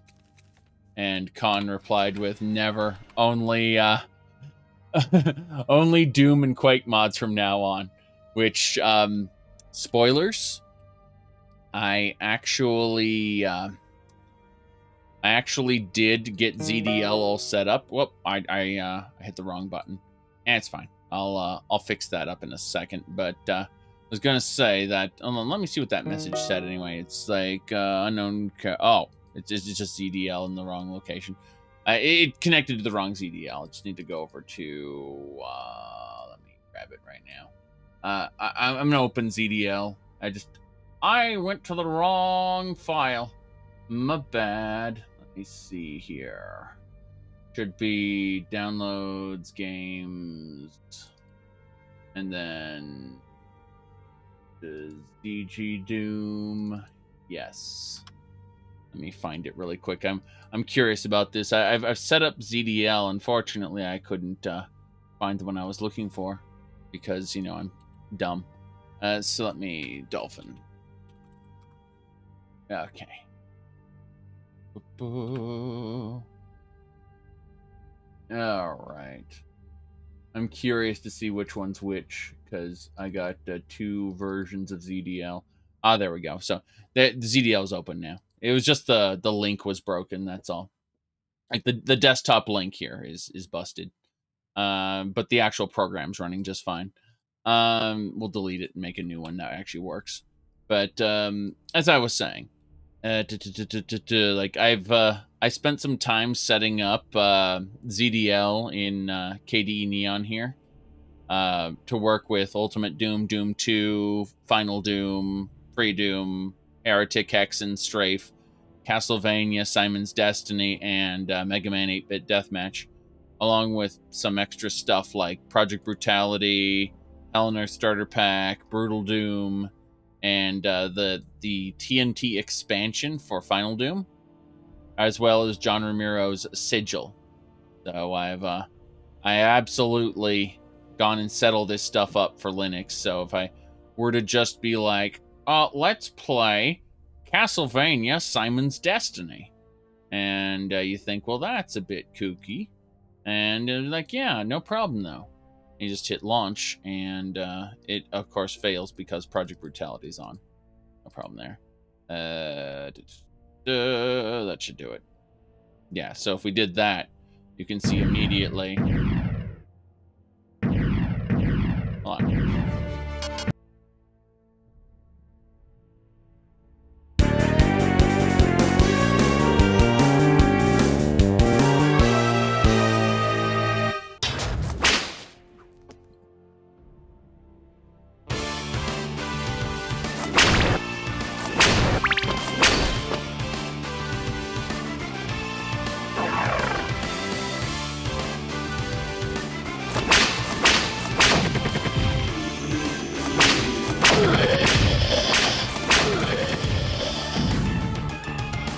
So yes, my point is that I absolutely am going to be doing Doom and Quake mods and stuff like that soon. Yes. All right. Let's go. We're going to go talk to Tolftir and cast a ward. That's for you guys. Oh God, she's gonna follow me anyway. She doesn't understand boundaries. Let's find that totem shield, brother. Like, they will wait for me because I tell them to wait for me. She, on the other hand, wait, I can command her. Wait here.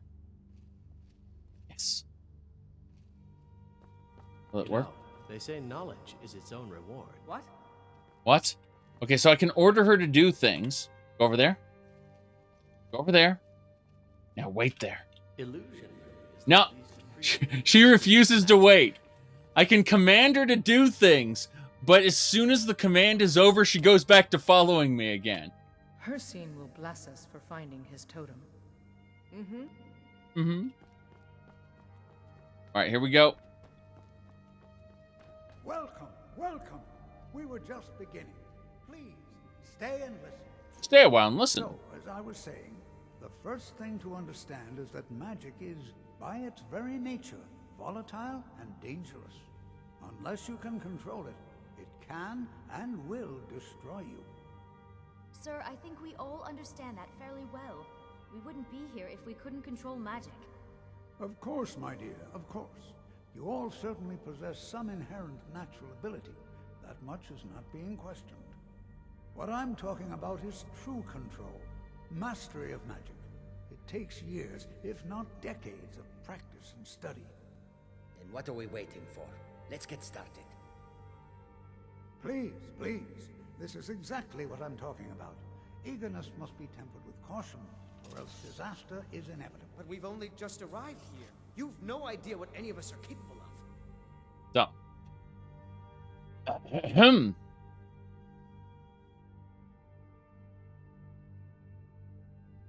This is all about safety and controlling magic and not, being reckless. Which is why I'm going to take you all to a freaking Draugr-infested hellhole to fight, an ancient evil. Don't worry about it. Why not give us a chance to show you what we can do? You've been quiet so far. What do you think we should do? Now, let's see here. Safety. Not sure. Obviously practical. Is that so? See, he agrees with us too. Why don't you actually show us something? All right, let's settle down. I suppose we can try something practical. In continuing with our theme of safety, we'll start with wards. Wards are protective spells that block magic. I'll teach you all a ward, and we'll see if you can successfully use it to block spells, all right? Would you mind helping me with the demonstration? Are you at all familiar with ward spells? I have a ward spell, but I never really used it. I already know it, and I already know how to use it. Well, then this should be no problem at all for you. Now, if you'll just stand right over there, I'll cast a spell at you, and you block it with the ward. Here we go. Over there, please, just opposite me. Wouldn't want anyone else in the way. Well, where's over there? Do you mean over here? Now, cast the ward spell and keep it up. Okay. Let's do this then. You have to keep your ward up, or else this won't work. Right. I don't want to hurt you. Okay. Over there, please, just opposite me. Wouldn't want anyone else in the way. Hold still. You're broken, aren't you?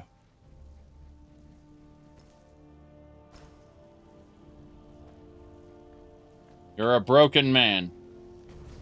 Excellent work.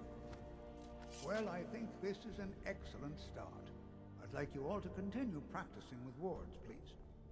I think perhaps we're ready to begin exploring some of the various applications of magic throughout history. The college has undertaken a fascinating excavation in the ruins of Sarthal nearby. It's an excellent learning opportunity. I suggest we meet there in a few hours and see what awaits us inside. Okay. That's all for now. Thank you. Thank you. Good to see Skyrim still has such fine people. You give an old man hope. You gave an old man hope. Cesargo understands. All right. You hesitate because you know Cesargo will be better than you. It's always encouraging to see the younger generations embracing education. Take a look. Yes, I'm going to embrace education. Give me ebony flesh, damn it. Very good. Entomb, fabricate object. A bridge, a bed, a crafting station. Wow. Was my character around the Oblivion Crisis? Probably not. I imagine he was born soon after. You know, when the blades were still being hunted, but, you know. Maybe he was around at the Oblivion Crisis, but was too young to remember it. Nah, that wouldn't track. That wouldn't track. Age and all that. Let's see. Water breathing's good. Undermine is also good. Tumble magnet. Thundering hooves. Tharn's prison. But it only traps him for 27 seconds, which is terrible. Telekinesis. Need more Nesis in my life. Strength of the earth. Let's see. Fins, you swim faster. Perilous path. Paralyze. Oh, jeez. Paralyze. It's all lies. A drop zone. Deep storage. Oh, yeah. Infinite storage. I forgot about that spell. Which is actually really cool. Having an infinite storage container there. Well, that's just in case we're alone. We need deep storage. Hello? Yes, hold on a second. We need to go talk with Elena. Elena has some pretty good stuff for us there. My goodness. Yes, she has the Mune. Not that money. Where is it? She should have plenty of septums. We need to learn other alteration spells. We only have about 3,000 available. It's fine, though. It's enough. Skyrim could not be more different from elsewhere. The college will be here for you no matter. So you wish to master the arcane arts? The arcane arts. Yes.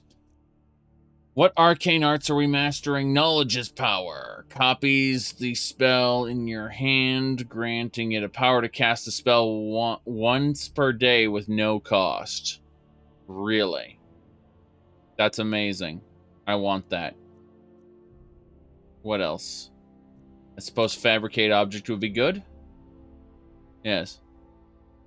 A bridge, a bed, or a crafting station. That's nice. Speechcraft increase. Detonate lock. I forgot about that. That's a ridiculous thing. Drop zone. Entomb. Buries the victim permanently. Or freeze a buried target. Oh no. Let's see. 27-second paralysis. Well, the thing about Tharn's Prison is that it's something that would need to be cast perfectly, and you're pathetic. You don't have access to infinite energy. So you, yeah, every 27 seconds, I guess. Deep Storage is our last spell, and that's it. We've used up all our money, but we've learned lots of new magic. Let's go ahead and pick them up. Those are the spells we needed. We go down to our spell list, and you can see Close Wounds, Deep Storage, Ebony Flesh, Fabricate Object, Fast Healing, Frenzy, Heal Other, Knowledge is Power, Lightning Cloak, Lightning Rune, Pacify, Rally Route, Telekinesis, Water Breathing. Good. So now, we are going to, in one hand, select... I guess we don't really need anything in illusion at the moment, although it would be nice. So, step 1 is alteration. We need ebony flesh. Step 2 is, I suppose, maxing out muffle. Either that or something in conjuration like soul cloak. Conjuration's maxed out already. There's nothing to say about that. Restoration might be something if we just go with Close Wounds. I think a self-heal and a self-heal and ebony flesh would be good whenever entering combat. So what we do is we select both of those abilities, and then we go to Altmer Contingency, and we want to set those as a contingency. So whenever I enter combat, it will now Education is never appreciated until it will now cast ebony flesh and Close Wounds. Have you seen my research notes? I seem to have misplaced them. This man is crazy. Another day, another opportunity to learn. Yeah, actually, let me ask you a question. Is there anything else I can learn about alteration? At this very moment, no. However, well, I've been working on something. An improvement on the ebony flesh spell. I've made progress, but then hit a snag.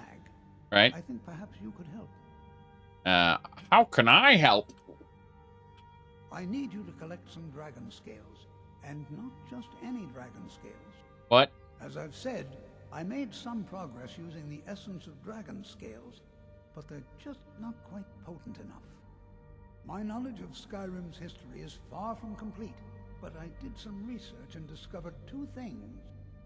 First, there are ancient references to dragon heart scales. What little I could learn suggests they may be what I need.